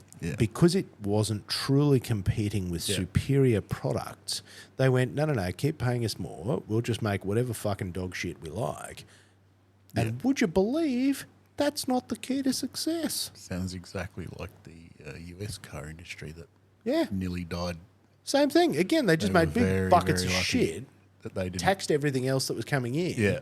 But then people get a taste of the other stuff and go, how come you guys I think it's make worth it this? because this is so much better. This is because it's not like a little bit better. It's not like 1x better. It's like 76x better. Everything in every direction, in every angle, in every way is like... Yeah, that goes back to my Subaru Liberty versus VR Commodore revelation. And it's like working on them, doing everything to them. It's like, and you're like... Why is this really shit? And the other one, like, just amazingly good. Like, are they all rocket scientists over there? I mean, this is magnificent. It's quality control, like, they tried. Whereas, I don't think they were trying real hard. Especially back in the fleet car days. Like, we're the biggest selling car. Yeah. And Falcons are next, or vice versa. Correct. Yeah, that's whoever got the friggin' whoever government. Whoever got the taxi contract and whoever was making... where one of them was a taxi contract, the other one was a bloody fleet got the government fleet contract because the Prime Minister was driven around in a Senator and a Calais and all the other things, and that was the peak of wealth, and everything else was just edged out. And you're there going, as much as I understand what you've tried to do, you've actually simultaneously broken it. Yep. I did hear today, though, and I don't know if this is accurate or not, I haven't fact-checked this, there's a company in Melbourne making cars because we lost Brabham recently, and like there's just nobody making Australian cars. Like, is there anybody that you are aware of that is manufacturing a whole car? Yeah, because I like secondary manufacture going on. Correct with American cars, but there's no Australian manufacturer that I'm aware of here in the year 2024. No. Not that I'm aware of. No, because with Brabham losing that name, and that was just like game over. That was sort of the end. You know what they should make? Tell me. Gicottalos. Can I get an amen? Speaking of, is that the body of the car that you had? No. If I remember correctly, it's a GTV, and then they put... So it was the... Correct. It was correct, that one. Yeah, that was sick. Transit, mate. They were sick. Yeah. And again... That was Challenger, I think they were made, wasn't it? Correct. And if it's always going to be doomed to not continue in hindsight, but the just the concept of it was amazing. The drag racing tragedy was obviously the thing that caused them the most issues when they ran the drag strip the other way around. No, yeah. Probably shouldn't have done that. That was a terrible idea. It was a very fucking bad idea. And unfortunately, that was the car being driven, and that sadly is the legacy of that car. Is don't drag race that car the wrong way. Yeah, it won't work out well for you. Yes. Yeah, which is just sad beyond belief, because I was talking about this the other day actually, and the only person I could think of that had done anything recently was Tom Rabold with his Bullet cars. Where he built, and again, people looked at him and went, "Isn't that just an MX-5?" and didn't realise he actually built like the whole bloody thing. The front of it was all custom. It's very hard to stretch across and get a beer. Yeah, hang on, you ready? Hang on, we'll give you the sound. Yeah. It's like you're here having a beer with me and Turbo Yoda. Oh, mate, some Heinekens too. Yeah. Definitely do the job. There's a touch and a Heine joke in here somewhere. Yeah, those Bullet things were quite I think they did rotaries before they did V8s, the 1UZs as well.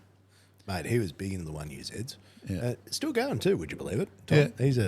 He's a lunatic. I love him. He was doing EVs 8 years ago. He was drag racing them on the salt flats. Yeah, right. Like, he's a lunatic. He's a man ahead of his time. And again, he's somebody that I don't think has been fully appreciated in terms of the insanity that he has brought to the Australian car market. I don't think people have fully appreciated what that man's done. Well, just to be able to run a business and keep on top of stuff like that and do cool shit. To still be there and still doing it. And like still doing it now. Yeah. And just down at Yatla, so you can even get a pie. It's astonishing. I mean, again, you know how hard this industry and everything about it in every facet. My experience trying to build a turbo kit and sell it gave me enough insight into how difficult it is to just the R&D time to try and do something properly and then bring it to market, and then just everyone wanting to buy $3,000 Chinese knockoffs of a $5,000 Chinese knockoff of a $6,000 Japanese brand that was actually made in Taiwan. Wow, It was a cool experience. I actually enjoyed it, but anyway, getting off. Yeah, so you learned stuff. What was the brand of your turbo? I was in partnership with a guy who was a tuner, who was Coyote Tuning, and he had the car. It was his personal car, and he was a circuit racer. So he provided the car. I provided the Turbo Yoda-ish things, and it took years. I did like handmade shit, tried different turbos, he track tested it and dyno tested it and did everything. It was and very track orientated. It was not meant to be it wasn't meant to be like the ones that were actually successful because you couldn't see anything. It was underneath. It was mounted underneath. I had cast manifolds. My friend is a pattern maker, so he made cast iron exhaust manifolds, and it was all kind of more like an OE sort of design philosophy, I don't know if you know much about Subarus, but the WRXs have got cast exhaust manifolds and then like tube joiners from each side, so it had that same sort of setup, and then a watered air intercooler above the turbo, and then the throttle body. So there was no pipes or anything like that. It was all direct feed straight out of the turbo into the engine, and that was to get the heat out of the engine bay, because when you're circuit racing them, rather than just hard parking, the turbos that are mounted up high, they melt everything. They melt the fans, and obviously that's less than ideal when you're trying to go fast. So, we spent years messing around, sold, say, 20 kits, I suppose.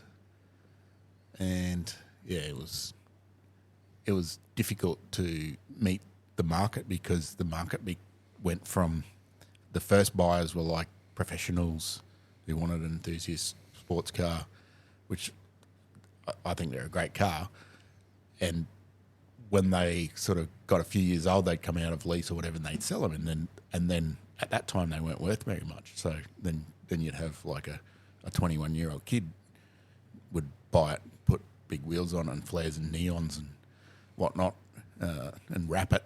And they didn't want stealth. They wanted to be opening the bonnet in the Broadwater car park or whatever the current relevance is, and show their mates. So it became difficult to basically just to market, because it wasn't the car ownership changed in the meantime. So it went from true like racing enthusiasts, like club level racer guys, to just normal kids that want to cruise around in a car, which is this is something that you'd never pick. You had to learn it the hard way. So kind of just like eventually it just died. died a natural death in the corner sort of thing. I've still got bits and pieces of it and got all the patterns and everything to make the stuff. But yeah, it was a bit, never really worked. But I did learn a lot about what it takes to actually design and manufacture something to a high standard. And it's very difficult to sell it for a reasonable price unless you've got bulk money behind you to like inject the capital into it basically to advertise it and all that sort of stuff. So yeah, it was interesting. What I have realised though is if it's on the transition and it's, you know, with the young kids, it's not far from looping back. So you're probably going to need the future old man special, where then the survivors will actually want these special subtle. Yeah. How many years are we off that? 30 years cycles. Yeah, I don't know. What is the cycle? Like when are the guys that bought it, they're going to be what? They were 30-year-old professionals and now they're going to be like 50. So, yeah, give it another 15 years. Yeah, another 15 years. So if I was you, back into production, I'd just make a few and I'd like shrink wrap them and have them ready to go. Just put them on eBay now and they'll be on eBay for like 7 years and then all of a sudden it'll go ching and you'll be like, what was that noise? What? Like, oh God, it's happening. Yeah. I don't know if I want that. I'm just going to tick it up to learning because definitely learned heaps. I'll bet you did, mate. But that's a wonderful thing to just have a go. Yeah, it is. It's I don't regret it at all. I built something from an idea in my head into a reality, made it work. It worked well. It just was not, didn't meet the market, I suppose, is the excuse that I'll throw out there. But, yeah, I think it's probably something. I actually enjoyed the thought, everything that went into being able to work it all out. And it was years. Like, it took me years to, it's kind of like a side project, really. Mostly, so it was all done on the side, and you know, obviously favours with my mate, who's a pattern maker, and but since then, because I didn't really know how the whole pattern making process worked, and to cast something, it's actually, and most people probably don't. It's a very interesting process, particularly since it's something that they were doing in the late 1800s after the Industrial Revolution. Like, it's not a new process, but it's quite interesting what goes into it. It's like a woodworking process is how I would describe it. So he makes cast iron and aluminium things as the end product, but his job is carving wood. So I'll probably just leave it there because it'd go on forever, but it's such an interesting process to get to you holding on to your turbo exhaust housing or whatever. The start of that is usually someone handcrafting something out of timber and making all the smooth edges, and yeah, it's a super interesting process. Because is that the mould? Because again, I've watched a lot of these videos as well. There's along with log cabins where they press the things into the sand mould and then pour the metal into it and then pull it apart, and so you got to make. So you got to make the air part, and you got to make the solid part first. Then you make the bit that isn't the solid part out of the. it's hard to describe. You've got to copy the thing that or let's say in this case you got to perceive the thing that you want to make. And then you've got to look at what isn't what is air, then make the thing that is air solid and make it all fit around each other so the only bit that you can see is but then it doesn't end there. Then you've got to make a thing that will hold sand. So there's just sand and then you pour metal into it, and then at the end of it, it goes solidifies, and then you bash the sand and it falls off, and then you got a piece of metal. Like it's just such a wild concept, but also, yeah, like I said, it's not new. It's like it's from after the Industrial Revolution. That's what they use. Like, you know how Poms love casting shit. Like Absolutely. everything. I watch it, and people melt the cans down, and then they've got the little thing at home. And I must say, I've thought about it because I've looked at that, and I'm like, that's fantastic. Yeah. Yeah. I mean, before people had a 3D printer, this is what you did. This is how you 3D printed shit. Yeah, my friend Denny's, because he works in the industry, he's got like a lot of mates that do it, and some of them have got their own like foundries at home just because they Just for fun. They like melt down Yeah, old melt red motors and shit stuff. and beer cans and make stuff. Just make things. Yeah, Because you can. It's pretty cool. Fun. So since I found out what all that was about during that process of making this turbo kit, since then I've sort of used him or utilised his skills and made other products to go with it. Stuff that's much more practical and simpler usually, like manifolds, like Barra, like the top manifold on a Barra. We made one of those that we sell. We sold hundreds of those because it's a budget sort of.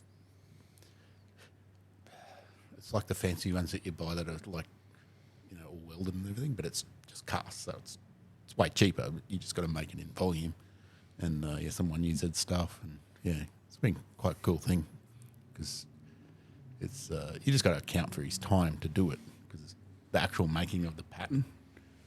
If you're going to make it, you don't make one. You want to do it with something you're going to make 20, 100, whatever of. Bloody earth. Potentially, yeah. So, well, that's it. You want to make shitloads. Does he get into the metallurgy as well, or like how far down that? Yeah, they've got to know all of that. They've got to know shrinkage rates and everything like that, and it's super technical. Like, he's my age, so he did it. He was as an apprentice. Like he's done it for 30 years or whatever. So he's melty metal Yoda. Well, he doesn't actually Cast do the Yoda? casting. He only does the pattern. But you got to Pattern Yoda? You got to. I just want to see the Yoda bros. I mean, you blokes together. I mean, that would be some real I'll put that pondering. to him and see if he's keen on it. He might be. This is fantastic. He might like being called casting Yoda. Yeah, casting Yoda. Yoda. Yeah, Sand Yoda. We get in there. I did know the guy for like 20 years and never knew what he. I knew that he was a pattern maker, but I never knew what it meant. That's fantastic. Yeah. What did he drive? That's how we usually. He's know a people, Subaru guy now. Is he? Yeah. But yeah, he was Statesman's. Stato. He had a HSV Statesman, which was like a VP, I guess. Yeah. Age. SV5000i, I think it was called. It was like a pretty rare one. Special. Had all sorts of HSV specific parts on it, like brakes and everything, because it was so big that were very difficult to find. So yeah, he had that for years. That was pretty cool. This is in the 90s. Sounds like a pretty cool guy, just quietly. Knows how to make shit. Yeah. Cool cars. I'm like, let's be friends. Yeah. I can see how this would have happened. Yeah. Yeah. That is a fascinating process, though. And again, when you talk about it, I can see the excitement that you have as you talk about Just trying to get your head around making it. something So from nothing. interesting. Yeah. Well, what fascinates me with that is you're talking about casting, because I understand that process, but then trying to make the internal components and getting the tolerances right and understanding how insane tolerances become in those processes. To me, that's mind-blowing. He does a fair bit of you get a lot of those old like Holden cylinder heads and stuff that they made cross flows and stuff like that. It was super rare stuff, and people bring them to him, and he makes a new pattern so they can make new ones and like the old motorbike stuff that you can't buy anymore Because it doesn't exist. Yeah, There's none left on the planet. So yeah, you just as long as it's in a condition that he can Shape and make a pattern from. Yep. Yeah. So quite cool. It's insane. And actually, and he loves it too, which is quite interesting because it's such a random. Oh, To me, it's such an odd like trade, but I guess it's not really. But most of the stuff they do, they make mining components and stuff like of course. that. You make the shit where the money is. Yeah. And then you do cool stuff. But these guys, if it's the same as anyone. Like a lot of mechanics just go home at the end of the day and, have a beer and watch TV. But other mechanics go home and build cars. Yeah, like it's a difference. Like there's always, Yeah, if it's a job or if it's the passion. Yeah, that's it. Yeah. And whether the job crushes the passion or whether the passion, It's absolutely a big challenge is getting your job crushing your passion. That's just something I had to go through when I was younger. Luckily, I got through it. When did that catch you? When you were Probably in about 2000. It's like, what do I... Because mechanics didn't earn... And up until about, last year, mechanics earned nothing. Like, it was, one of the lowest paid trades. One of the most difficult trades. And, you'd be lucky to get $22 an hour or whatever. And then your Sparky mate or your Gympie mate's getting, $40, $50, $60 Well, that's an it. hour. And they're buying 79 And, series. they're cruising and you're around there. in cool cars and And you're there brand new going, shit. And you're like... fucking poverty stricken. You're buying... Going, I'm hoping I can buy bread this week. Yeah, exactly. Good thing I can still milk a cow. Fuck. I don't have to worry about the milk part. Yeah. Except for you got to buy the cow, which is obviously expensive. But it's a tough one. It's about the money, I suppose. Like you're trying to get somewhere and you don't seem to be able to and the answer to that is you got to go into business for yourself. Correct. That's just really the only answer. Like you're not going to make a lot of money. You'll never make big bucks as an employee. It's the rules. No, that's just how it is. That's capitalism 101. Yep. Like you buy somebody's time as cheap as you can and you resell it for as much as you can. The end. And boy, do dealerships do a great job of that. Like $20 an hour apprentices at $150 an hour. Mate, dealerships are what prop up the financial model of dealerships. I was horrified, in the mid-00s when I played in dealership land, that your service department's rolling $100,000 a month back in the 00s. And you're like, so hang on, we don't make any money from selling the cars. Huh. And I was there going, whoa. And you're just there with your brain exploding going, holy crap, it's the apprentice making $1, changing your thing. You get a $3,000 invoice, it cost $1.50 plus parts. Yeah. Right. Yes, pretty interesting. Mate, astonishing world. Notice a lot of the dealerships are not run by anyone that's got anything to do with cars. They're run by financial management experts that just can see like a model, like this is how we make money. Absolutely. And it's not from selling a brand new car. That's actually how, I'm not sure how they make money on the new warranty things, to be honest with you. They give cars with 8 years of warranty. I actually don't know how they make money. The fixed price servicing is ludicrous though. Is it? Yeah, it's fixed price at a really high price. I just assumed it was finance now, that it was dealer finance where they made all their money these days. Yeah. I'm not. Oh, like dealer actual, yeah. internal finance. Yeah, internal finance. And then when you go past. You're the bank. Absolutely. You're the bank. And then you go past and go, do you know what you need? You need all the things. And do you know what? You should just finance those. And there's also usually an incredibly attractive young lady saying that to you. Absolutely. And yep. And that was the traditional model, was the... what do they call it? The accessories girl. Yeah. Yeah, not sure if that still exists. I don't really buy from dealerships, but that was the thing. I only bought my first new car last year. Really? Jeez, you have hit the big time. Yeah. Fuck. I've never bought a new car. No. What did you buy? Let me guess, it was a Subaru. No. It's my retirement rig. So that's a BT50, like a dual cab Ute. Yeah. Which is BT50. Bloody terrific. Which is a D-Max. It's a D-Max. Okay, so hang on, talk me through. Why that car? Because it's a D-Max and you couldn't buy D-Maxes because this was COVID and you couldn't get anything, but you could get a BT50. Yeah, nobody wanted a BT50.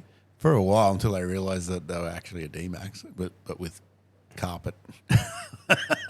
Yeah. Took a minute for people to figure that out, too, Yeah, didn't it it? did, Like, yeah, I was yeah. really shocked. I'm like, why do you idiots not realise this is a great car? It's exactly the same car with, and at least they didn't put a shit front end on it like they did with the Rangers. Like, it's like here's a Ranger and here's a BT50, and they're the same car, except one of them looks ridiculous and the other one looks like like an American truck thing that everyone wants to own. Correct. Yeah, this one looks not much different from. Mate, I think the new BTs look great. Yeah, a mate of mine actually has a business where that's actually all he does is doing up BT50s because people were not doing up BT50s, and he's like, hang on a sec. Yeah. Some people want to do What's he these called? up. BT50 guy. Josh Butcher. So what's his? Jesus, I wish I could think of his business. I give him a humble shout out. I should be able to think. That's not the botchers of Mazda dealership back in the day. You'd be spot on. Yeah, in Toowoomba, wasn't it? Yeah. Ipswich. Ipswich, was it? Yeah. Yeah. It just came to me. Built Wild. W-Y-L-D. Built Wild. Josh Butcher. But that's all he does is BT. Like, that's...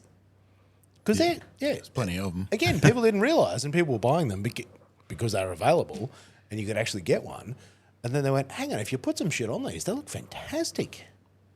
Jack them up, big bull bar, nice set of wheels. Going to get to that, actually. Mate, tough as guts. That's why I'm trying to put too many Ks on it. How much of an old man am I? I've got to preserve this for my retirement. Jesus Christ, mate. What the fuck's happened? What has happened to you? Oh, God. It's all right. I've done like 4 services on it. It's done 15,000 K. So it's the most looked after car I've ever had. Well, look, that's a big deal buying your first new car. As I said, I'm yet to pop that cherry. Yeah. I would never. It was actually just like a pay shit tons of tax or buy a car and not pay tax. So it was pretty easy. And look, honestly, when your accountant says if you could just do You should this, buy a car. Okay. you're like, okay. They're like, either you can give this money away or you can have a new car. Yeah. And you're like, Here, pay all this money to the government or get a car. I'm like, tough one. I'm like, you just twisted my arm half off. Yes. But it wasn't a very interesting experience because I had to buy it from Cairns because there's none anywhere else. Classic COVID shopping. So, so everyone else has got pictures of their car like all clean with a big red bow on it at the dealership, and ours turns up like at a trucking company at the Port of Brisbane. It must have been underneath like a 60 series on the way down. Copping the It's soot. just like covered in oil and shit all over it, just like dirty as. And I'm just like, yeah, this is quite the experience. So, yeah. Yeah, I really feel like I've got my money's worth. Did you have to pay COVID tax on it as well? Oh Did you? yeah, Oh yeah, it was God. funny. It was I think it was about 10 grand more than my mate bought one when they first came out, and it was 10 grand cheaper. I was just like, stupid COVID. Yeah, COVID tax was a very odd time, mate. Yeah. Now, would you believe this? I'm led to believe that you weren't a bloke that's very conversational. Would you believe that we've been talking smack now for nearly 3 hours? Is it dark outside? I don't know. Can't tell. It's like a casino. Yeah. You don't know. No. You keep spending. Keep drinking Heinekens. Mate, how good's a Heine on a Friday afternoon? Yeah, it's pretty good. Well, that's it. I was worried about the world previously. Can't complain. Now I'm all right. Because you said, mate, you're going out for dinner tonight. What was the cuisine? I think it's called Cartel's Mexican Restaurant. Which There you go. is, yeah, I'm not sure about the name, but got to call it something, I suppose. Hopefully I mean, it's all I've right. called my YouTube channel The Skid Factory. Oh, exactly. What fucking idiot would do that? Who am I to bloody You're not real good at naming stuff, are you, mate? All right, Al. Oh, we're in a hurry. You got Alan and Heidi Performance Part. Yeah. That's it. Yeah. And, mate, tell Well, me. the biggest joke that my mates have is my business name's Allied, and they're like, her Allied. It's a very, very long running joke. Not very funny, but I got to give it to them. Look, they're consistent, I'm my sure. my level of friend, you know. It's like the whole not giving your mate shit, then you're not actually your mate. It's not actually your friend. Exactly. They're not fucking ribbing you on. That's not your buddy. What does the next 10 years look like for you, Turbo Yoda? So I've started working just back in the shed in the traditional manner. So this is Allied? Yes, that's what the invoices say. Yeah. Oh, fucking liar. No. I don't lie. Oh, sorry. It's a Alan, false let's go back to advertising. Alan Hyde here. Yes, Yeah. yes. No, just doing that. So just couple of weeks in now. Yeah. And what sort of customers? Like who's coming? So it's pretty similar stuff to what I would do. Like I do stuff that probably other people don't want to do or they're too smart to attack, but which I enjoy. So my easy job at the moment is a 78, 77 Celica with a Beams 3SGE. Nice. So that's gone pretty well. How good's a Beams motor? Kind of just fits and works and stuff. So, yeah. And I've got like a Silverado, like a 93 model Silverado, a huge Interesting. dual wheel thing, like 3500 or whatever they call them. I don't know. It's just like Yellowstone inspired. Yeah, massive thing. Yeah. And it's got like Alcoas on it, like the truck wheels with the adapters. and stuff. Yeah. So I took the 454 out of that and putting a Duramax Gangster. and Allison in it. Yes. So I do a bit mess around with the big diesel stuff a little bit, but Excellent. not really big diesel, but Big enough. bigger than a Hilux. Big enough. And I got also another Duramax project that I've been sort of working up to. Interesting. That's a drag car. So we're going to try and be the fastest diesel drag car, or maybe the fastest registered one at least. Like it's going to be a drag and drive, and you'll appreciate this. It's an XH Ute, so pretty much your car, but a Ute. Fantastic. You know I've got an ED as well. Oh, nice. I'm a man of culture. No wonder, no wonder your wife's stoked. Oh, she's fucking disgusted. No, wait for it. I'm trying to get the 90s trifecta, which to me is EDELAU. That to me is the holy trinity of Ford Falcons. Yes, AU. So Oh, I don't Jesus. think we shouldn't start talking about No. AUs. They could go on forever. I've really liked them, hey. I think they're the appalling styling, but the car's actually quite good. They're a wonderful car. I mean, mate, they're a cockroach. They will outlast oblivion. That's it. Yeah. Like the world will explode. The sun will die out, Yeah. and there'll be fucking AU Falcons tons of- floating around the Tons universe. of cockroaches driving AUs. Oh, God, you're a man after my own heart. Oh, you like the finer things in life. Yeah, so other than that, I've got plenty of... I think I've got about 10 jobs lined up, so Wow. no shortage. So it's on. Yeah.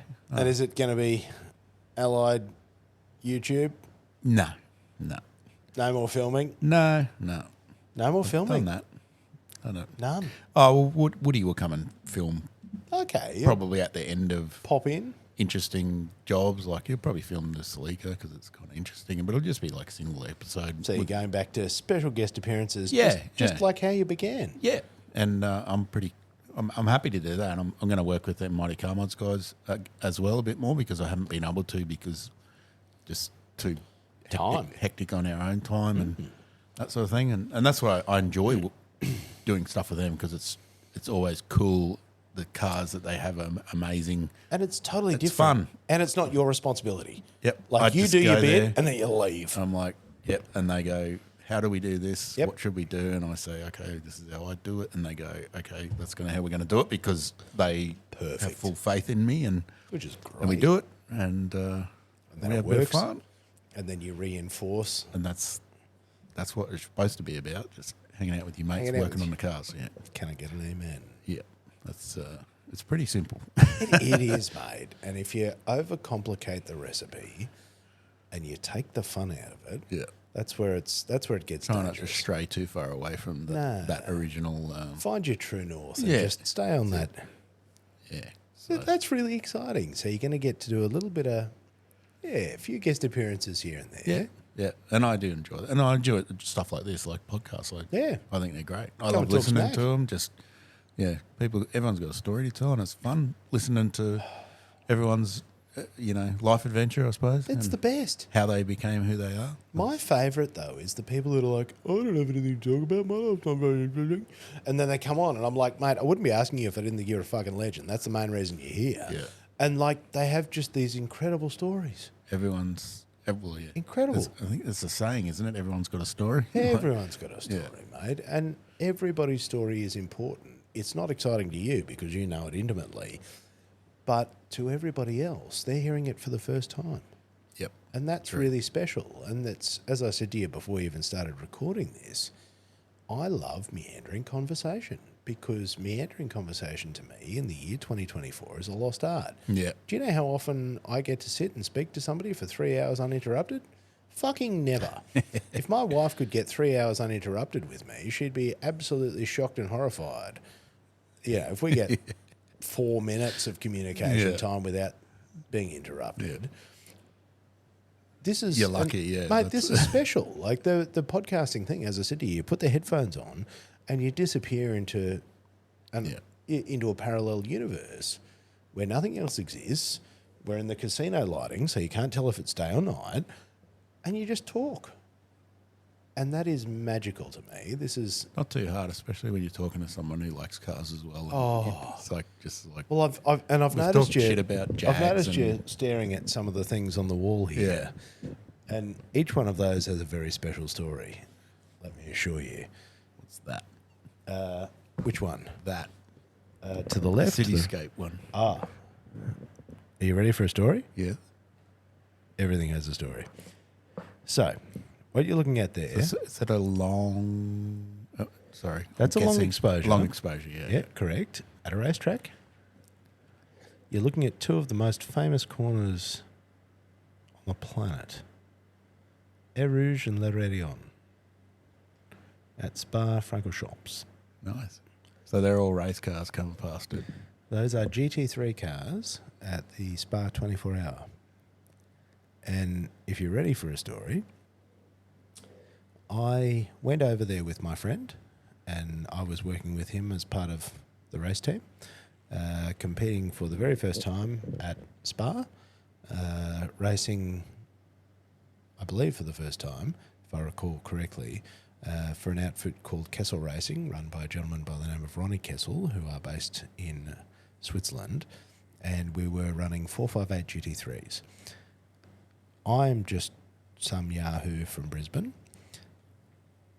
and I'm there at fucking Spa with Ferrari's factory GT3 team and my other mate from Brizzy going, how the fucking fuck did we get here?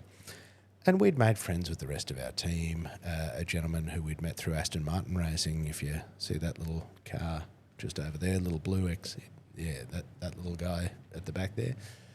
One of the fellas joined us on the Ferrari junket. And look, all was going, we were having a fucking great time, mate. Like, and smashing Pearson out there and cars and the whole thing. I would generally know because I'd be out doing media stuff because that's my bit.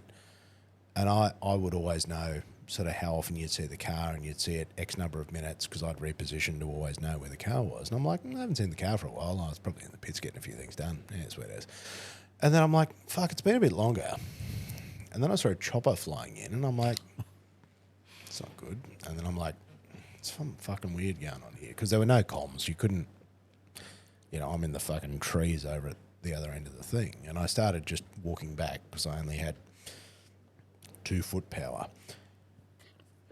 And I found out that our teammate Marcus, there was a gentleman that was in that race that punted him from the back. So they were at full noise, and these are GT3 aero cars. So they're, he's doing late 200s.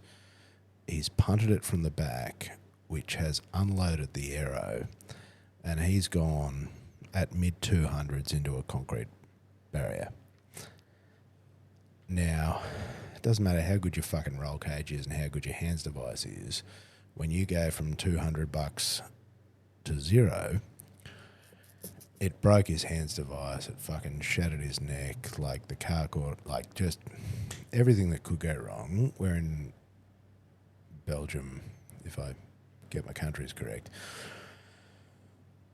He's airlifted out. We're aware that something's very wrong.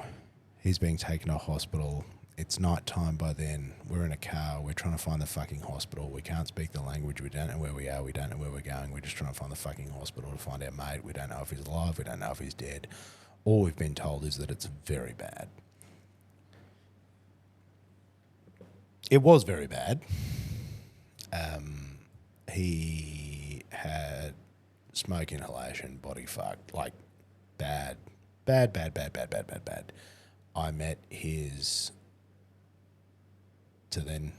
fiance at the time. I met her for the first time that morning at the hospital. The next, because she flew in overnight, and like I went from like the highest of highs, like fucking top of the world, to some of the hardest moments I have personally experienced, watching somebody that I've become dear friends with just get fucking pummeled. And he's at the point where they've got the fucking tube down his throat so he can breathe. And like all the very worst things of motorsport, everything you hope will never happen. And look, I'm very pleased to say that he lived, but he lives with the consequences of that.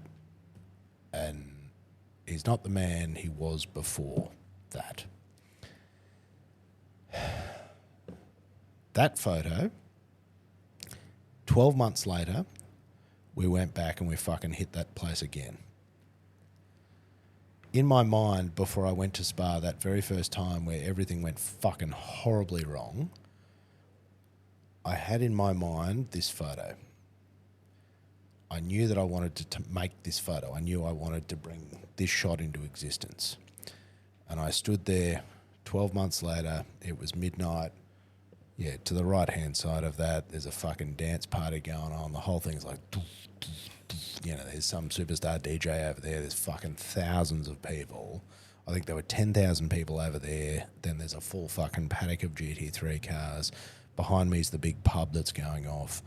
And I just stood there and I took the photo that I had had in my mind for over a year, and I made that fucking photo, and then I went back to the motorhome that we were staying in, because you get those big pimp motorhomes, and that's what you live in at the tracker there.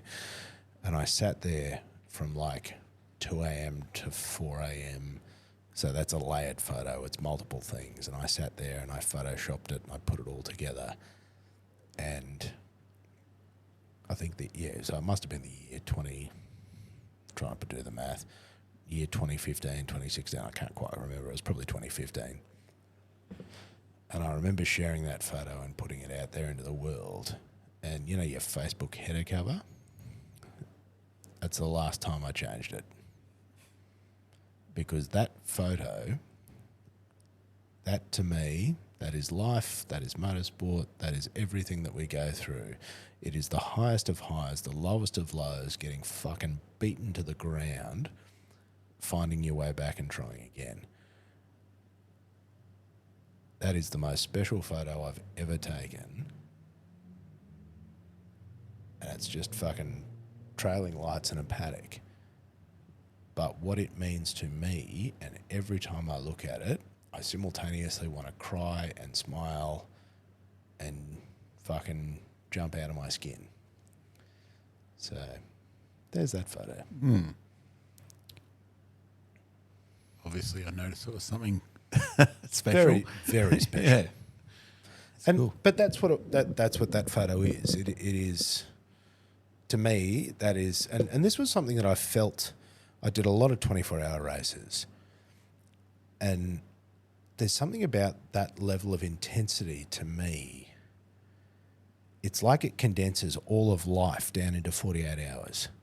You get every emotion with an intensity that's hard to describe to people, and you go through just excitement and exhaustion and horror and terror and joy to a degree that is very hard to explain. You don't really hear that much about that sort of racing in the mainstream, do you? Not here in Australia, mate. It's all F1 and whatnot.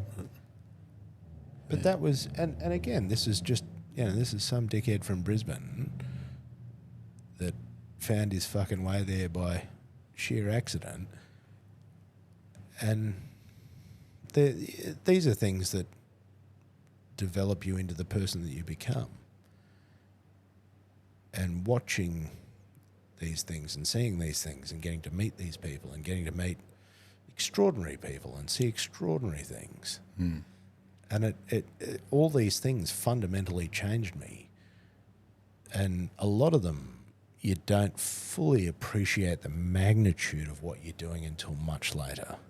Yeah. Because you're just there and you're just doing it and you're just trying to do your very best, and you got so many other problems going on in your family and your life and your kids and your business and all these other fucking things. But when you look back at that time, you go, holy shit. And all the little bits and pieces I've got around here, each one of those, they're all things that just make me go, holy shit. And they make me remember a time.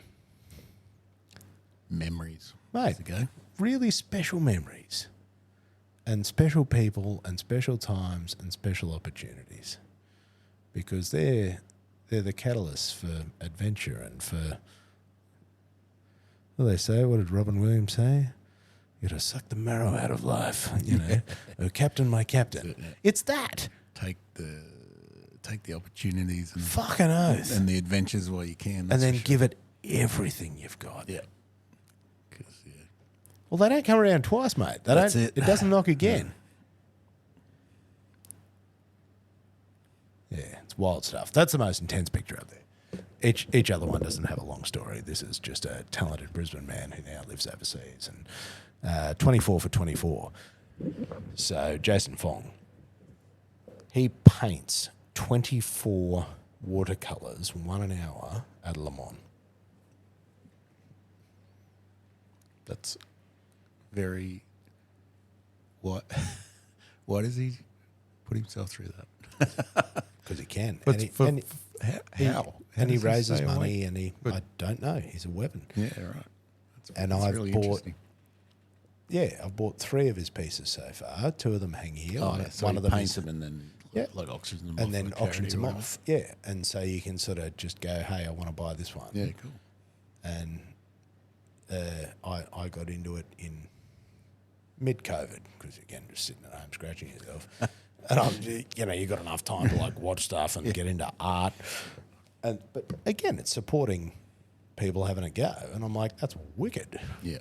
That then got me into framing, which takes you down another rabbit hole. But again, how good's a rabbit hole? Yeah, right. It's bloody brilliant. Now, mate, we've now done 3 hours and 10 minutes. And I've got to attempt to go and be a good dad at some point. And you've got to go to dinner. Mate, this has been fucking great. I've really enjoyed. Thanks for the chat. Talking smack with you, mate. Thanks for bringing the beers. No worries. What a legend. I'll leave you with those Noosa beers so you can get me in trouble. Like, I don't know. Think how good Noosa is. Maybe, I don't know. Mate, Noosa is It's actually probably the best thing about Noosa is that beer. It's quite good. Yes. What they need to do, though, is put the leopard print on it so that it make it more authentically Noosa. Put more O's in it. More Noosa. It needs an N-E-W-S-A. If they could spell it properly, I'd be so much happier with them. There's a lot of Noosa number plates in Noosa. Yeah. I should get N-E-W-S-A. Yeah. Something like N3W5A. Noosa. And then get it wrapped in leopard print and have shiny gold wheels. And you'll be the coolest car in Noosa. I think my BT50 will look amazing. Bloody terrific. Mate, I'm going to wind it up on that note.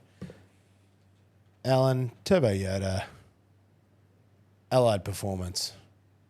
This has been an absolute cracker. Thanks for having me. Mate, for people that want to follow any of your adventures or ask you to make dumb shit, how may they approach you? Is this possible, or are you disappearing from the internet? No, I'm not disappearing. I've got Instagram, which I don't really know how to use because I'm too old. Good start. But I do have like teenage sons. So You got a TikTok yet, mate? oh no, Fuck. no, I don't want to go there. Come on. I could see you dancing. It sucks way too much time out of your life. Yeah, so I got I think it's called Turbo Yoda Allied or something like that on Insta. So I'll have to.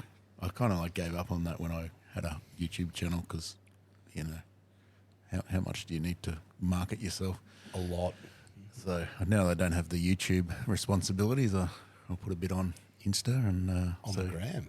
you can see some stuff that I'm building, I suppose. Hell yeah. And yeah, don't really, like I said, I've got a lot of work on, so I'm not really Looking? not really doing any oil Yeah, but changes or anything. What if people are looking for something stupid and they go, do you know what I want? I want something fucking ridiculous. Yeah, I want to put a Duramax in something yeah. in a 60 series It's just with an aluminium body.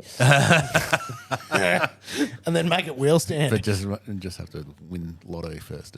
Absolutely. Yeah, so if you have one lotto and you got a 60, then and $1 billion. Allied, I think it's like alliedperformance.com or something like that. I'm pretty bad at this. Your marketing is so fucking terrible. Mate. Jesus Christ, you must be good at what you do. Oh, Yeah. like I've got a website. I don't know what it is. Look it up on the internet. Yeah, I think idiots. you should be there Whatever. somewhere. You'll find me. If you want to find me, you'll find me. Yeah, that's Use the force. It's not too far off that, to be honest. That's a fucking glorious place to find yourself, mate. Yep, it is actually pretty nice. I agree. You've done good. Thank you. That is. Do you feel contentment? Bit of zen. Yeah. Feel good about the future and whatnot. You know, it's all about watching the kids become young adults and spending time with them and my wife and my dog and going dirt bike riding and travelling. That's pretty much in between building cars. I don't think there's much better than that. Not for me, anyway. You've nailed it. I don't think it gets any better than that. Well, on that note, Turbo Yoda, thank you, sir. Cheers, mate. For everybody listening, catch you next time on All Red Everything.